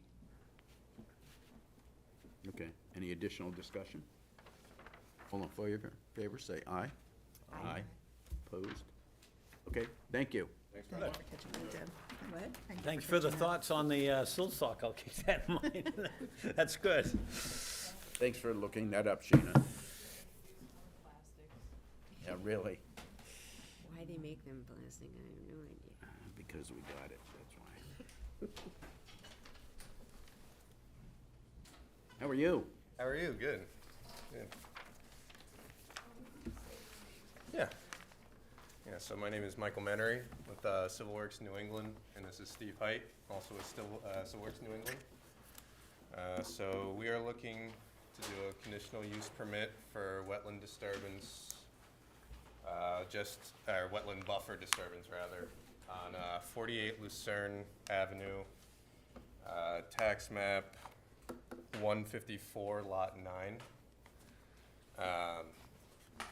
So this proposal is a 3-story cottage, 2 main floors and a walkout basement with a sunken patio in the back. All that disturbance here is 8,394 square feet of buffer disturbance, and the majority of that is tree clearing and a little bit of grading right over here, and of course the house as well. We were previously here in December. We were proposing at that point 9 units. The owner drastically scaled that back, and now we are going with a single-family house. One major point is this house is not encroaching farther than the previous existing house. Do you have a question? No? Oh, sorry. Okay. Sorry. Yeah, so small drainage improvement as well. We're gonna be proposing this 24-inch Nyloplast drain basin that's gonna core into this existing culvert and divert the water along the side here. Into the lake. Yep, and eventually we'll be in the same discharge as the previous into Lake Winnipesaukee. Existing disturbance in the buffer, as I previously said, the house isn't encroaching farther than the existing house. Yeah, so that's 2,236 square feet of wetland buffer impact. previously. Thank you. Yeah, if you have any questions. Thank you. I'm gonna, if you don't mind, I got a couple things to focus in on as well. Okay. So what Mike was just pointing out is, so this is a lot off of Lucerne that has access off of, is accessed off Lucerne. And the third sketch plan in your plan package kind of shows all the contributing area that comes down to this lot. So what ends up happening is, and the reason why this wetland is the way the wetland is all of the drainage from Lucerne and everything upstream from there discharges right in this back corner, as well as here, as well as this section here, which comes down and just blows across the back of Remember that, yeah. of their lot.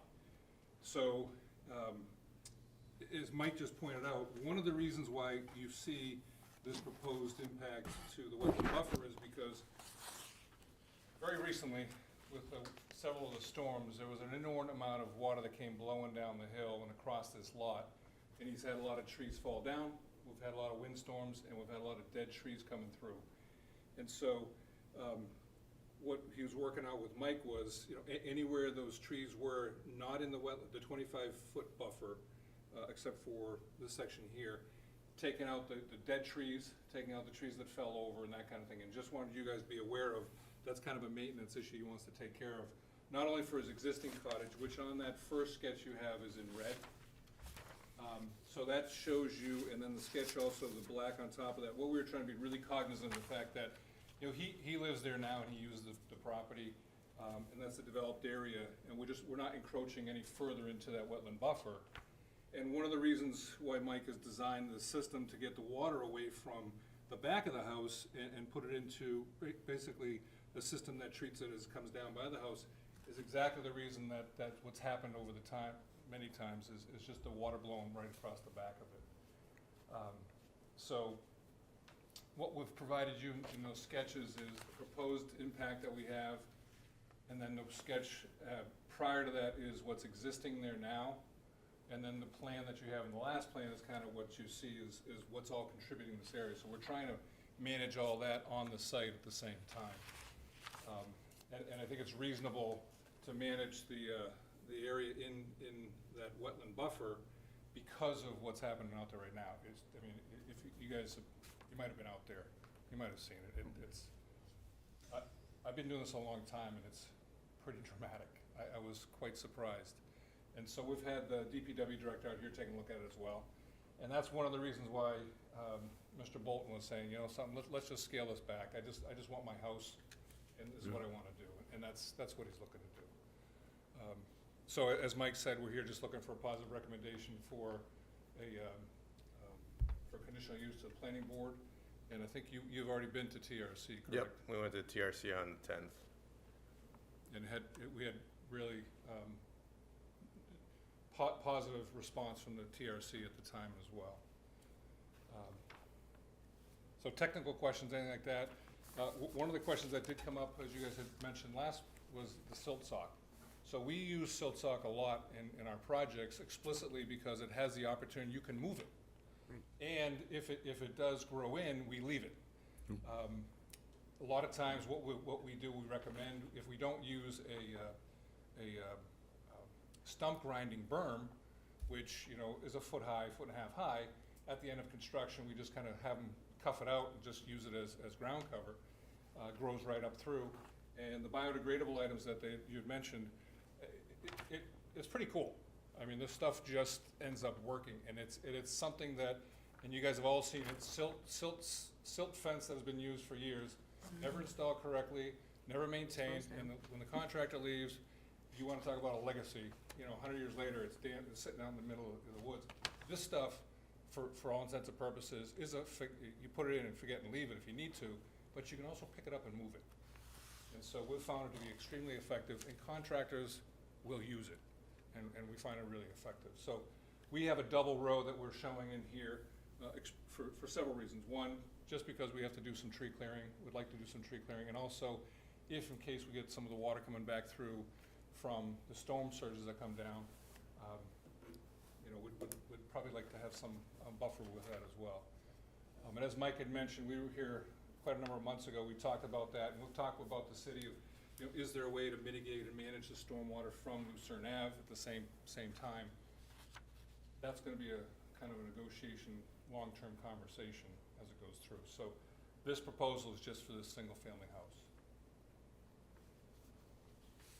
I like that better than the previous design. Well, it wasn't really designed, it was a concept at the time. Okay, But it was, I mean, you guys have expensive land. I mean, and very, very, very desirable place to We be. don't have much left. You know, and I think, if you know, anything that would be done on this piece of property would be very much in keeping with what's out there now, which is really kind of nice. So I have a question about the location of the house. You're gonna tear down the existing house? Yes, yes. Okay, so could you move the new house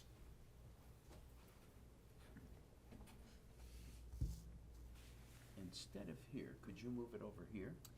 The answer is no, because this access here is a shared access with this property here as well. Oh, okay. And so we can't encroach into that, and it actually ends up being a side yard setback Oh. associated with that right-of-way. Okay. So what we did is we've shrunk this as much as we could, and moved it this as far towards that driveway as possible, and still have, you know, viable get-in access for a house. So you can't move the garage here and the house there? Not the way the house is situated, because in terms of the look that he wants to have, like anyone else, he has that broad view. This is, if you know where this is the access right next to Weird Beach. And so he's looking right out at the beach and looking out into the greater part of Winnipesaukee. So the answer is, this is the kind of house that he'd like to have, because he doesn't want to have the garage in front of his house. Nor does he want to have the garage right behind his house, because this gives him the opportunity to play with the grades. When I say play with the grades, garage, not 6 or 8 steps into the house, 2 or 3 steps into the house. We try to match that and try to use that as a break-even point. So, and I know Mike's worked on this quite a bit in terms of relocating this, sizing this building with him, as well as the architect, to make sure that, you know, we'll minimize that footprint as much as possible. Okay. Good. I just have a question about this 3-foot wide ditch running along. This one here, Yeah, well, you can ask the question, and we'll give you as much as we know about it. well, it seems like you're gonna have to live with it. How deep is it? It's 3 feet wide, but how deep is It's it? about 2 feet. If you have the shoreland permit, I'm not sure if you have that attachment, but there's some pictures of it in that application. You can see it's, I mean, number 18 and number 17, 19 and 20, you can kind of see a little bit of the ditch. We don't have we have Oh, an app. sorry. No, that's good. We have the wetlands overlay, conditional use requirements and this, but we don't have the, Oh, no shoreline application, okay. So the reason why that ditch is there is because the way the water's coming off of Lucerne, before Greg and his wife had purchased this piece of property, whomever lived on the other side had put this culvert in to put the water on his side.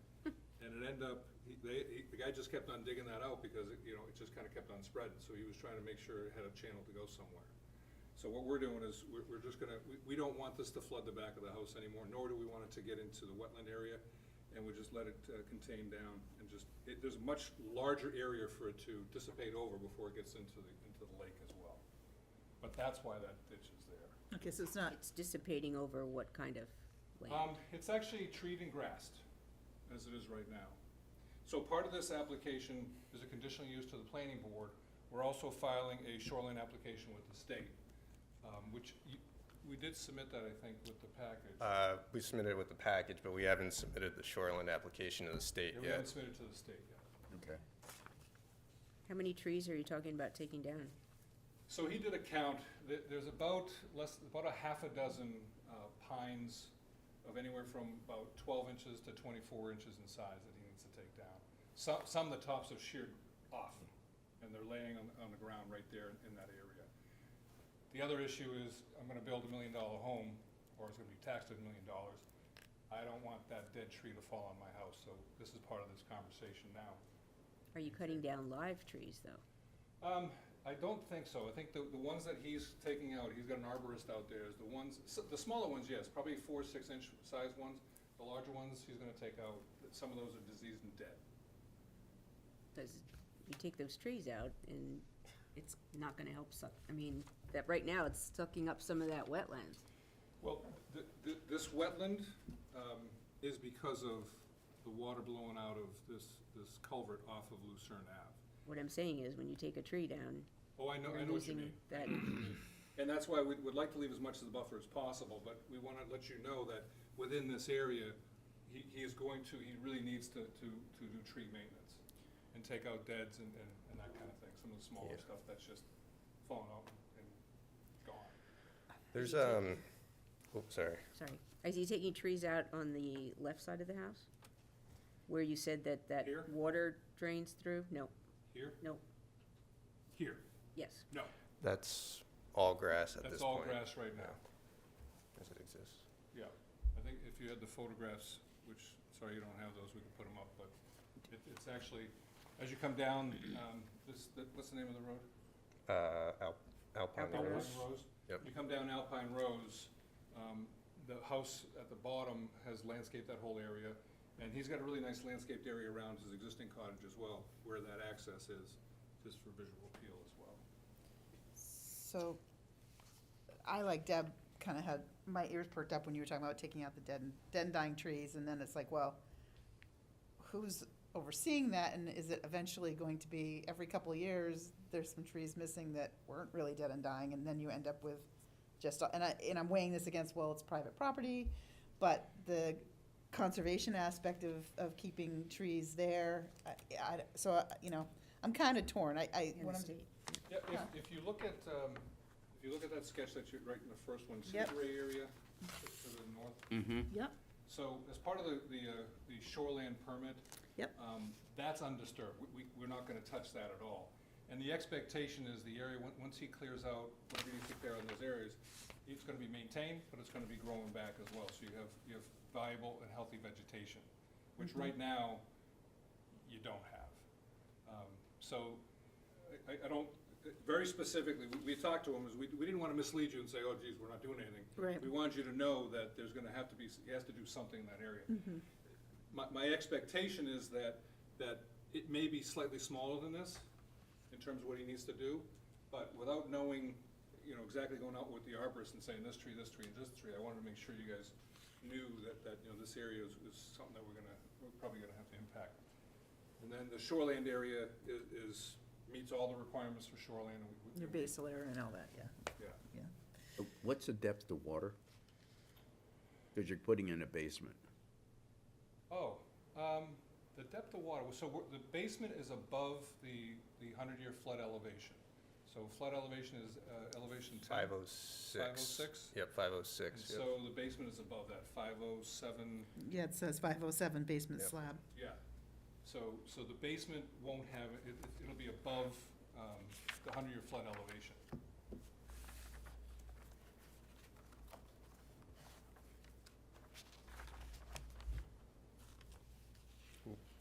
Not 506, rather, it was, now that I'm looking at it, it's 503.88, so,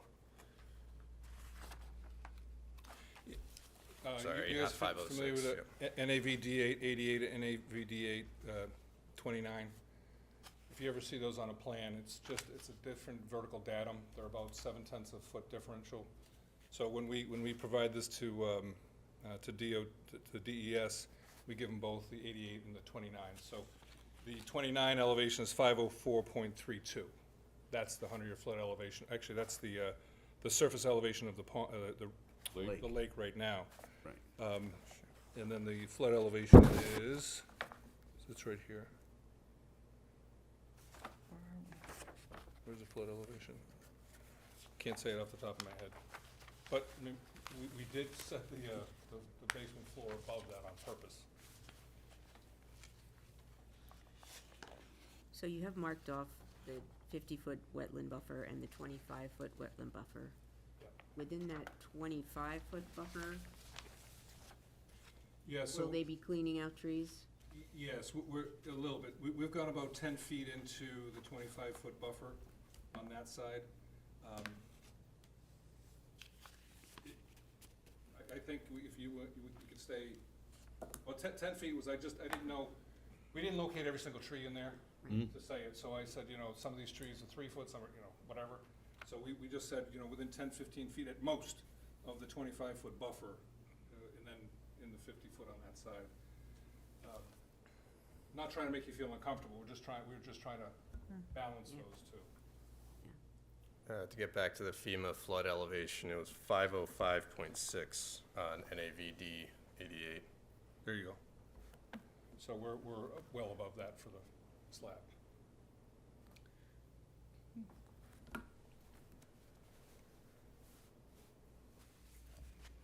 Any other questions? Comments? I definitely have recommendations. But do we want to put that together after and give it to them, or? Sure.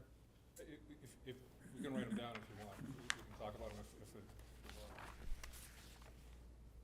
I mean, because you're so close to that buffer, I mean, you're really encroaching into the 50 foot quite a bit. Yeah. I mean, my recommendation would be not to take any living tree down within the 25 foot.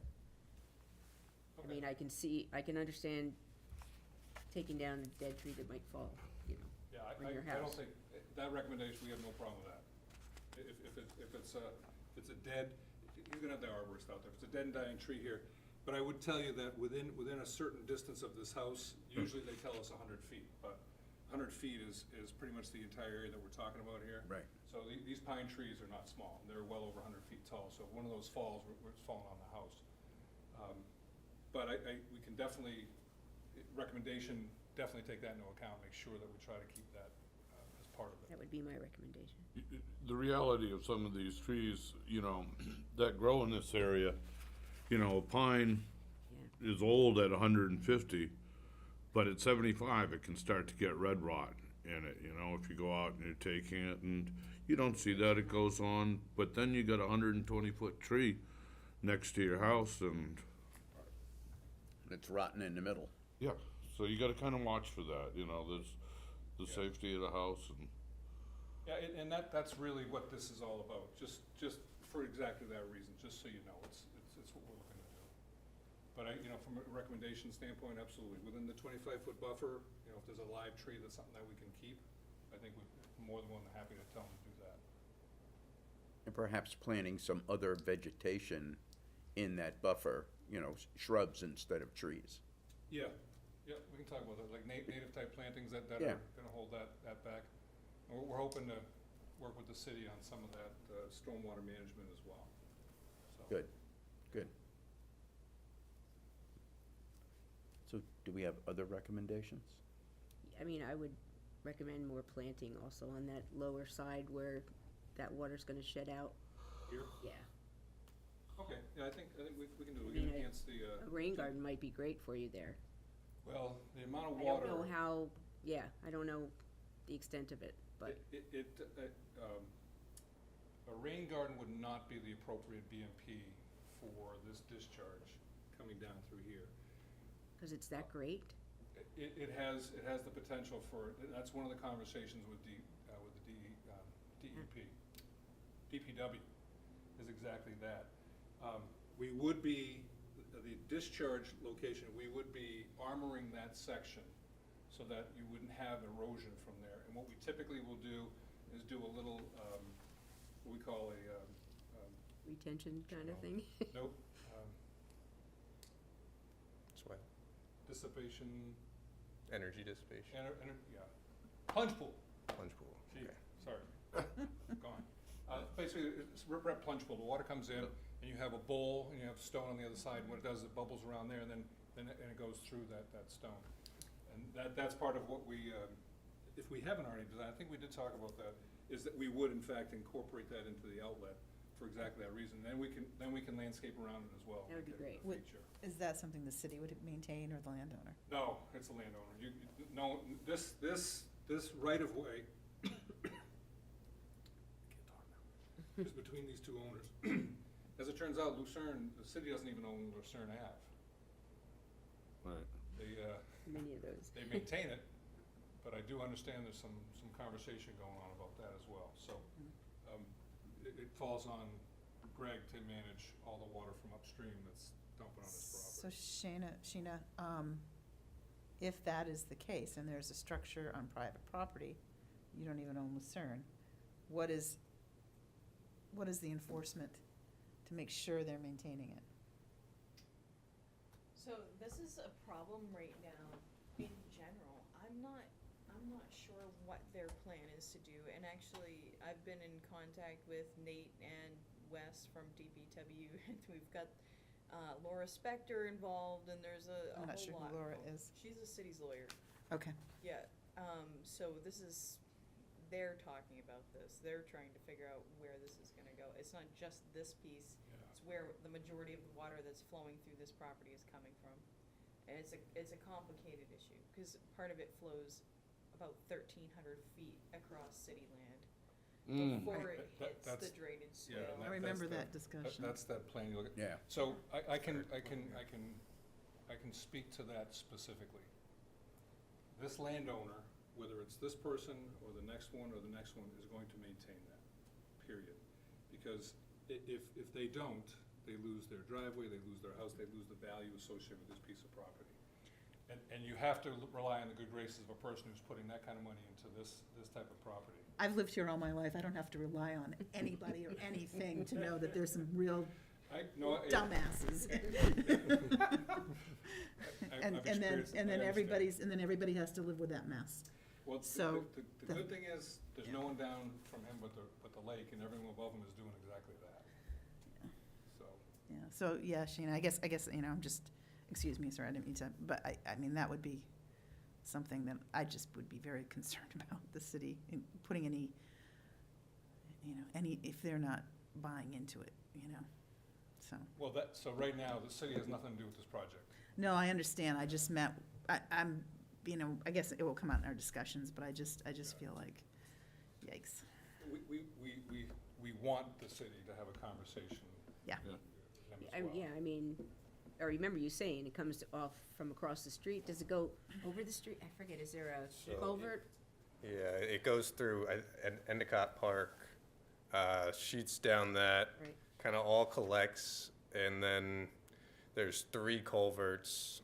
I call it like the south, middle, and north. The north one is the main one that comes from here, so kind of makes creates sense. that wetland. That one, then this one's here, the middle one that dumps right here and kind of goes all in here. And then here's the south culvert that comes along the side that will be altering that direction. And that third map, third sketch you guys have, kind of gives you a visual. That's at what scale did you do that at? That's like 200 scale. That goes all the way to the top of the hill. 80 scale, yeah. What's the name of the condo complex that's going up there now? The gardens.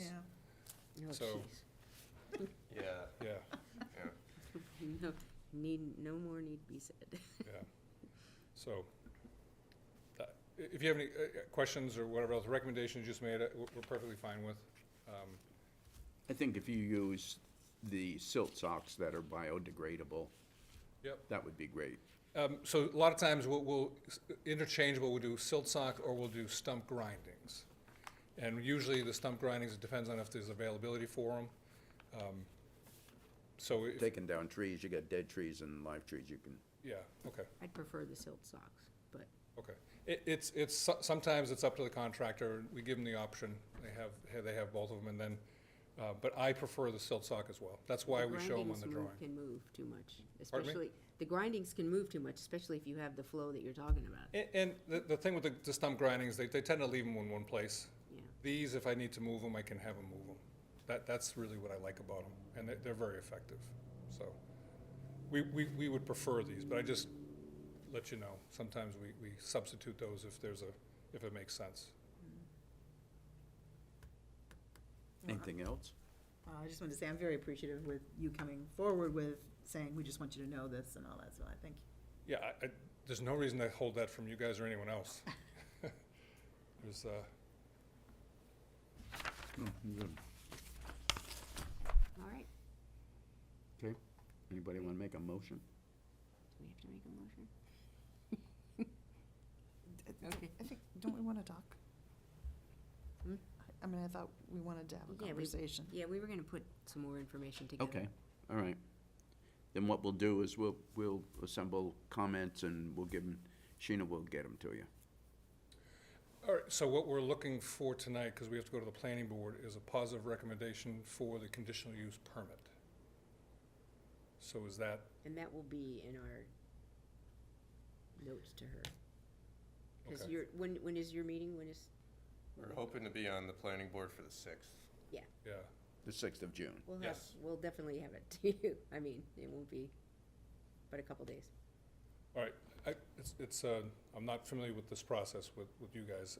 Usually we get either positive recommendation with recommendations at the meeting, so we would know what those are. We write those down. If we can go back, update that. Not that I mind, I don't, Sometimes we do it both ways. oh, But what is the danger, you guys know what it is you wanted to say, so we might as well give it to these guys so that they can move forward. I have some notes already if I can Yeah, go we over will, that. and we'll probably just formalize those when we send them to you, Right, okay. yeah. but, Yeah, so I'd keep the trees alive in the 20, or whatever alive trees are in the 25 buffer to keep that. And I had plant some more native plants within the buffer, and then a plunge pool on the outlet. Those were the 3 things that I gathered and native plantings around Yep, that. native plantings around that as well. around the plunge pool. Yeah. Okay, great. Yeah. Did you have another question, Lisa? Well, no, I mean, I'm getting nitpicky. I'm envisioning this plunge pool, and like, is it gonna have a fence around it with an access Oh, gate, or will it? oh, yeah, But Yeah. it's not really my purview to say that. I was just trying. No, but I'm an engineer. I'd love to tell you. Okay. So a plunge pool is basically what we create a little bowl Yeah, at the outlet, and the bowl is not as big as this area Yeah. here. It's usually somewhere in the neighborhood of 2 to 3 feet in diameter, yeah, and then we just have a little riprap berm on the outside edge, and the water bubbles around that and just flows through and over. So in terms of its size, it's really just based on the area that we have available to it, and also making it nice and fit the terrain that's there. and so your maintenance schedule is gonna depend on the depth of it. So if it's a 4-foot deep plunge pool, theoretically, you could have to cleaning it out every 2 years or so. I'm just, Yeah, based on the yeah. amount of what we've been talking about Yeah, moving yeah, through yeah. there, so, Yeah. okay. Yeah, I mean, essentially, yes. It actually works, it's actually, you bring up a very good point, because it actually ends up being a sedimentation area as well. So in this case, if something doesn't happen upstream, then we have some ability to So- manage that. For the shoreline permit as well, we have to provide a inspection and maintenance manual to the, so Right. we'll definitely put plunge pool as one of the BMPs that will have to be On maintained maintenance, okay, and give an outline on what you have to do for that. okay, great, thank you. All that will be part of the conditional use application to the planning board. So we'll have what he just talked about was, we call it an INM, inspection and maintenance manual for stormwater BMPs on the site. Okay, thank you.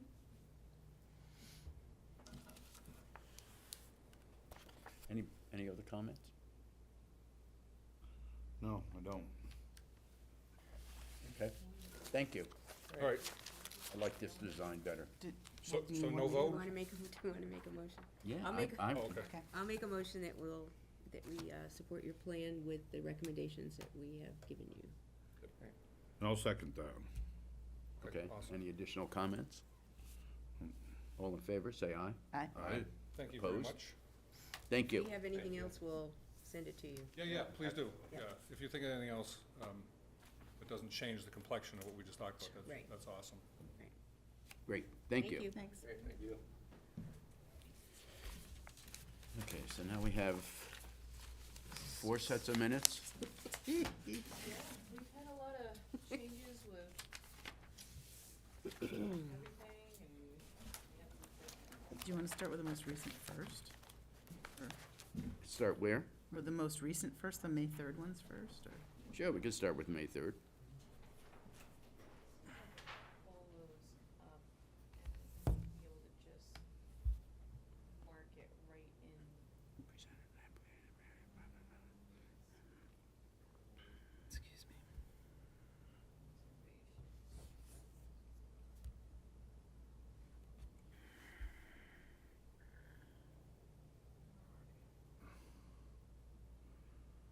were talking about the minutes of 5-3? Mm-hmm. So that was my suggestion.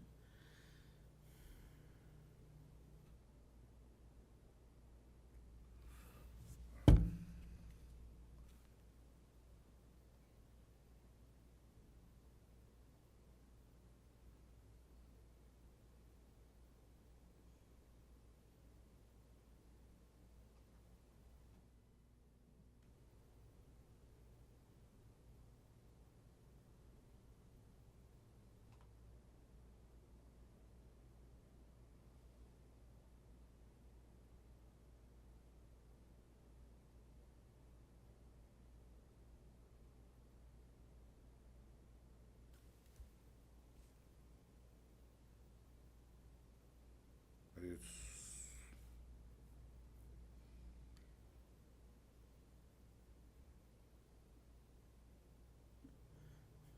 Okay, so for the,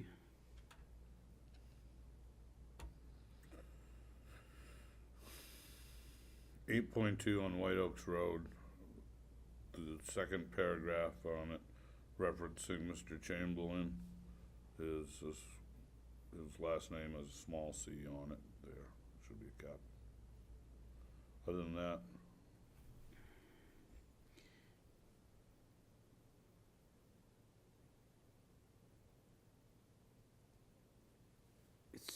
so, did I not remember that Endicott, we said we did not support the application?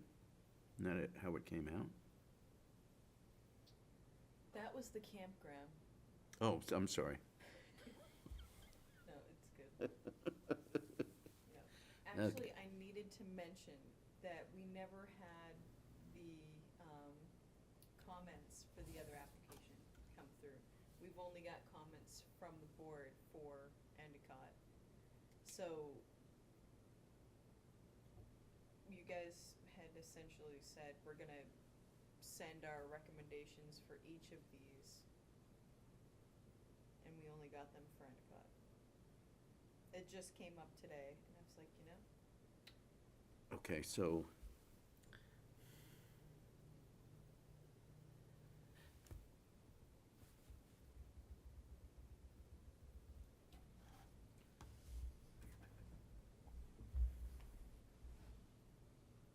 I'm confused. Which one did we not? Looks like the Concom, we didn't provide them with planting recommendations. Is that, I mean, I'm reading this for the White Oaks Road. right, so during the meeting, it was said that you guys were gonna give comments to both applicants. We only got them for the one, and really what they're looking for at White Oaks would probably just mostly be those plantings, and then any other comments that any of you might have, if you had any. It was much less charged than the previous application. So I wasn't sure exactly, once that recommendation was made, where you might wanna take that. Well, a minute. Wait, Go ahead. so I thought we did not approve of the campground. Oh, that's the previous one, the Endicott Right. one. We didn't. And But it's not, there was no mention of a vote. There was no kind of an actual vote. You said you would hand in your recommendations and your comments, and that's what you ended up doing. But you didn't explicitly necessarily say, Dean that said, we- Dean said it was, we didn't vote, but Dean made it pretty clear that it was not a plan we supported. we should have voted. I don't remember if we voted. Did we not have a quorum at that point? No, we had a quorum, because Yeah. the three of us were there. Okay. Okay, so can we assemble our comments now? I feel that you've already, I mean, for White Oaks, yes, you can do that whenever you would like to. You know, the original date, I believe, was May 10th. Right. Yeah, it was May 10th that, you know, you were talking about doing it. mean, they're just kind of waiting on it. It wouldn't hurt to do it tomorrow or Yeah, whenever. well, I mean, I probably made a note to do it, and then once I leave here, None of us did. so, I mean, all I'd be sending you, Sheena, is PDFs of, probably something from UNH and then something from Vermont Rain Garden Manual that just has a great list. So, I mean, I can make a note for it to do that. Yeah, that'd be great. I think that's actually what you were planning to do. Yeah, and after I left here, you know, I folded up my notes and didn't see my, I went home and went straight to sleep. yeah, so. You know, I get it. Okay, so, Okay. That turned out to be like a 13-hour day for me. Oh, And good I was Lord. just not, yeah, Yeah. not gonna lie. So I What's on that now? I think our comments were fairly scathing about the Endicott project, and I don't know that, would they not see that as our input, whether we have a vote or not? I think that when you know, the declaration was made at the board, you know, at the hearing, whatever. And with the way that everything went, I think they knew exactly what was coming their way. I think that it is understood that Conservation Commission does not recommend approving that application for the CUP. Should we go on record of saying that, though? Should we Tonight, you're take a saying? vote even tonight? You know, I'm not sure if you should do that without them present or without any previous discussion, and that might be something that we could. so what happens if, like, these guys left? And we have comments? What do we do? Well, we just told them that we were gonna. I know, I'm trying to say that Have a cookie. people know. from North Endicott have left. I think if, once you've taken a vote, you really can't go back. I mean, if we hadn't taken a vote, we have leeway, but once you take a vote, you can't. But we didn't take a vote on Endicott. I thought we did, but that doesn't, I guess think- because we I were think so we- sure We of wanted to ourselves. while they were here. Yeah, Right, and so my recollection of what happened with Endicott was the three of us stayed and we were talking. Everybody else left, and we said, we can't support this project. And in fact, we had a discussion as to whether support was the right word or deny, Right, you know, what was the appropriate, because we don't have whatever it is, verb. jurisdiction. we don't have authority, right? Have Right. authority. So I thought we had said that we had decided, the three of us decided, and everybody else had left, Right. that we did not Support it. support it. So to Shayna's point, But Sheena had already left, so, you know, That's right. that's why you didn't have, because Oh. we stayed and we were talking about, I don't know what we were talking So- about. well, so to her point tonight, advising us that because they aren't here, because we're, you know, that it probably is not the most appropriate thing to take a vote, but that it does appear that our comments that she was able to capture that night have sent our intent to the planning board. Now, I wonder if we, as a commission, we may not have to take a vote, but as a commission, could we send a letter to the planning board just saying that, to reiterate our comments, it is not, this is not a project that we support, and each of us sign it, and that, That was essentially already done when, you know, you submitted some comments. I think you did as well, and Right. Dean sent one letter, and Dean's letter was the one that made it through the gate before the TRC meeting we had. So they came in for technical review, and Kalina took the copy of Dean's comments and handed them to the applicant. So they have those comments now, and that comment sheet is now part of that record.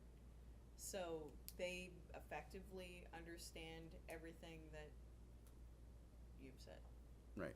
And all of those comments will go to the planning board. So when they go to review whether or not they should apply, approve of the CUP, they'll see everything that was written down, whether you vote on it or not. I think it's just as good, and essentially, you know, you're an advisory board, you're not making official decisions. Do you really need to vote on it if you're handing in a sheet of comments? I don't, I mean, it's. Well, I mean, the other thing is we could show up at the planning board meeting that they're gonna review it and make comment then too. Emails are just the same, you know, and they've got 'em. Well, okay, so what I was trying to do is equate what we just did with Lucerne, where we said, you know, we'll send you comments later. That's what that's what we said we were gonna do, and we didn't do that. And so now, can we, on an application that came in 2 weeks ago, could we comment on that at this time?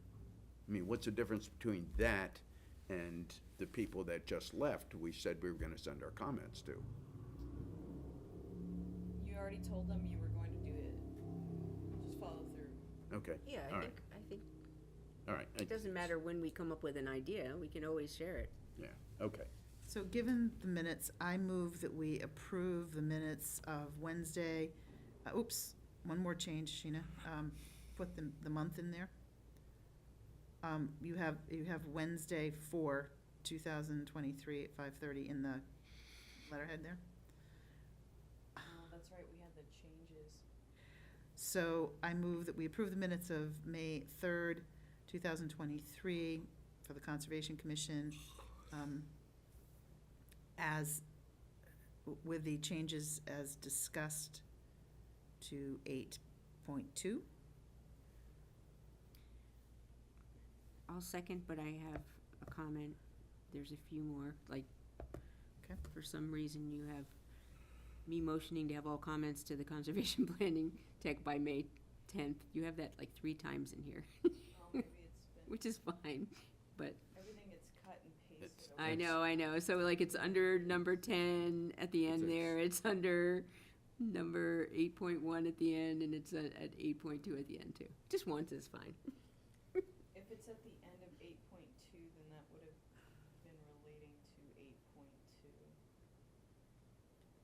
Oh, that's exactly why. So when Yeah. we have this set up in the computer, it comes Yeah. as a template. And if you're motioning, so you motioned it at the end. It's fine. And when the whole thing is written out, if you write it at the end, I need to put that in at the end of each of those applications because of the way that it's set Yeah. up in the template. That's fine. It doesn't roll as an endless script like a normal, like if I hand wrote these and Yeah. submitted them, it would look totally different than the way that this does. They're like tablets that Mhm. you have to, Gotcha. they don't go in, you can't move them around, it's crazy. That's why there's like a couple of asterisks there. Gotcha. So we've first and seconded. We first and second. Any additional comments? Okay, all in favor of approving the May 3rd minutes? Say aye. Aye. Aye. Opposed? Good, thank you.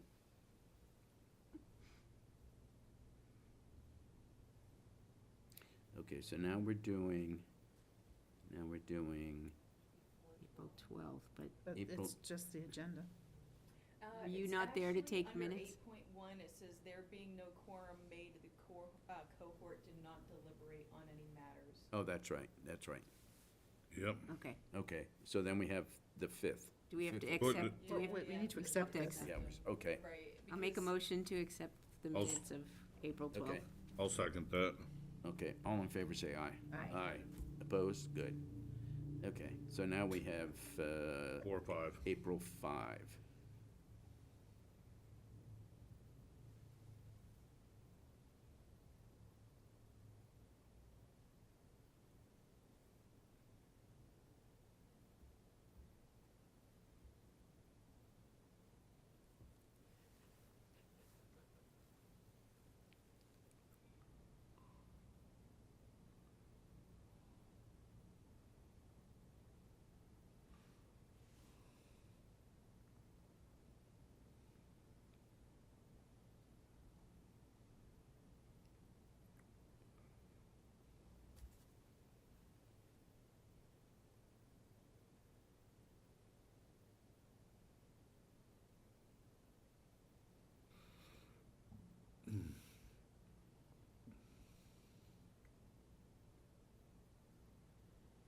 Not seeing anything.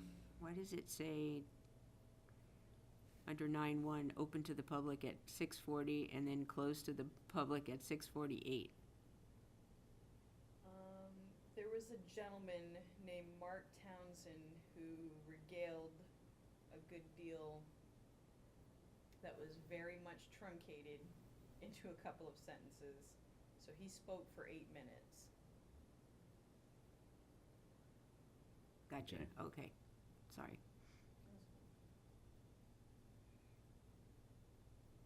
Okay, anybody want to make a motion? Motion to accept the meetings from 4/5/2023, April 5th, 2023, as written.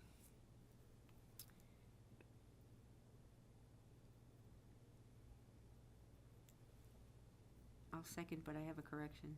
Go ahead. 9-2, you have D. William instead of Williams.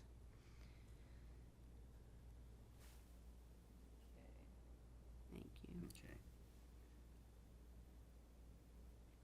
Any other changes?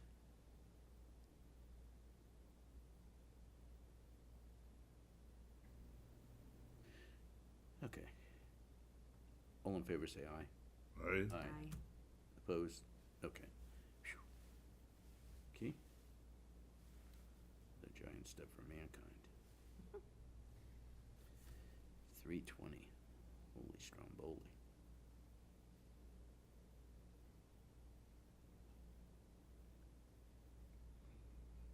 Once again, you don't have March in the date. You have Monday 20. Well, that's AI for you. Messing up everything. Exactly.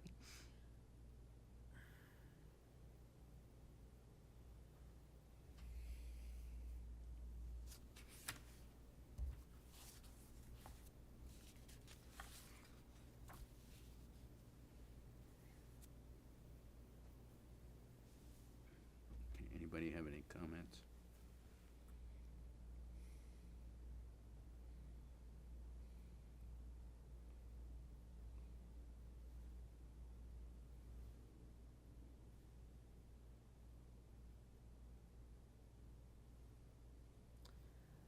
I move we accept the draft, accept the minutes of March 20th, 2023 as presented with, did you have a change there, Deb? Correction, Yes. with corrections. Anybody want a second?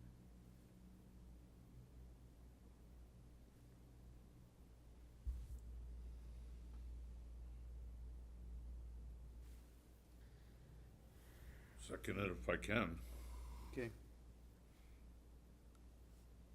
Any additional comments? Okay, all in favor, say aye. Aye. Aye. Aye. Opposed?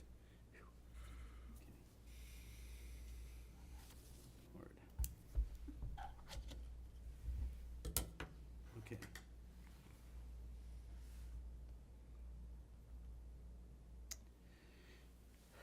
Okay, so no DES applications, any other business? I have a couple of things that kind of came up just, I guess what the order to take them. Okay, first of all, I think we need to kind of acknowledge advance of technology and what we're willing to accept and what we're not. And in Mr. Steinhoff's hand-drawn information from Langley Brook, he's quoting here, 1 cubic yard of dirt weighs approximately 2,000 pounds or 1 ton per Chat GPT. I'm not accepting AI spewing as anything legitimate to go by. You know, I mean, it's kind of like Wikipedia. You know, it's like garbage in, garbage out. Does 1 cubic yard of dirt weigh that much? Yes. It does? It may, but I'm just saying, No, it's it- like as people present stuff to us, like we have, you know, we only accept soil maps from, I think it's in our provisions, it's the NRCS US Soil Survey. I don't think we accept granite as a soil map. Okay, so I think the good news is he acknowledged it was not his information. Well, yeah, I'm not, And you're objecting to AI as being. I'm an objecting to the acceptable- source. Yeah, And, we have to we be don't careful. accept granite, as an example, we don't accept the UNH granite soil maps, although I believe they now are in alignment with NRCS. For a long time, they weren't. I mean, I think we need to be looking at our list of, like, what are the Acceptable. acceptable or approved sources of information that we Right. will deliberate on. Okay. And that, you know, whoever's presenting to us needs to follow those guidelines. So, Well, this whole presentation tonight on Langley Brook, that's where they got a lot of their information. When I read that this afternoon before the presentation, and a lot of that came out of the granite. A lot of that information that they used to create that, that was part of what they used for their modeling. I know, I'm not saying granite's crap, I'm just saying, we have in our list of things we'll accept, the source for soils is going to be USDA, NRCS, because that has been what, the legitimized version, and the reason why I say it that way is because for a long time, granite was separate, and now they're more in alignment. And that's one thing that I'm sure of my facts when I say that. So, but, you know, it's like, as I said, I see this Chat GBT kind of like being like Wikipedia, where people can, you know, I could go in there and start spouting off things like I'm an expert on so-and-so, you know, baking cake with beet flour, and I'm not. So why should we, as a board, accept something that somebody not qualified puts out there, and then it can come back to us as this is an official document? So I'm saying that for some things, we may want to accept input from Granite, you know, some of their GIS layers and all that, but, anyway, we didn't accept this document, but I'm saying I think it's something that we need to look at. Like, what are we, as technology improves, what are we accepting? We're not gonna solve it tonight, but you know. And who set the guidelines to begin with? Like that we only accept soil things from, The USDA NRCS? yeah. How did that guideline get set? I can ask them, I'm not I think it may be different from town, like, from town to town, but I think generally, that is the accepted soil survey. So I can find out if I mean, it's, yeah. just out of curiosity. Yeah, and then the other thing, excuse me, you know, reading through all those draft minutes, I'm like, oh, did that get followed up on? It's like we make this thing and then it just kind of dies somewhere, and we never go back and discuss, was this outcome, did this happen? What was the outcome? What our follow-up? So we don't have good follow-up. And I don't know if we should do that, you know, like every 2 months, one of our work sessions be a follow-up on all our I think that's what it should be. The Yeah. work session should be exactly that. Even once Going a back and month, looking yeah. at the minutes and seeing if we did what we said we were gonna do. Or, yeah, whatever, yeah, so. Okay, so it's 8:29, and I wanted to go into non-public session and talk about something, and. Yeah. And unfortunately, Sheena is going to be an artist. She is one now. Well, I mean, yeah, I know, but full-time artist. We expect a discount on your items, thank you. Actually, we want displays. Thank you. We want displays of your artwork. Take a couple. No, I just. Expecting more people. Depends on what you're trying to do. So did you want to That probably adjourn, sounded or really did good. you wanna No, enter no, we- non-public? We want to We eat get cookies into on non-public, air. we're just eating as we go. Reading a non-public cookie. Anyway, before we We do need to turn that. this off? Wait a minute, before we Oh. do that, I'm sad that you're leaving, because you inspired me. You had, Thank you. you had, philosophically, I thought, you know, philosophically, it was refreshing to have somebody like you who, you know, took positions on environmental issues that you were passionate about, and new stuff about, so, Well, I appreciate that. yeah, Absolutely. Thank you. so. Okay, so, I'm dead. what? I won't be dead. I'll still exist, and I plan to go to Larry Fritz's Good, gatherings and. yeah. hang And out there. actually, you could, Now I can. you could display at the mill. I was gonna say, Yeah. how about the mill?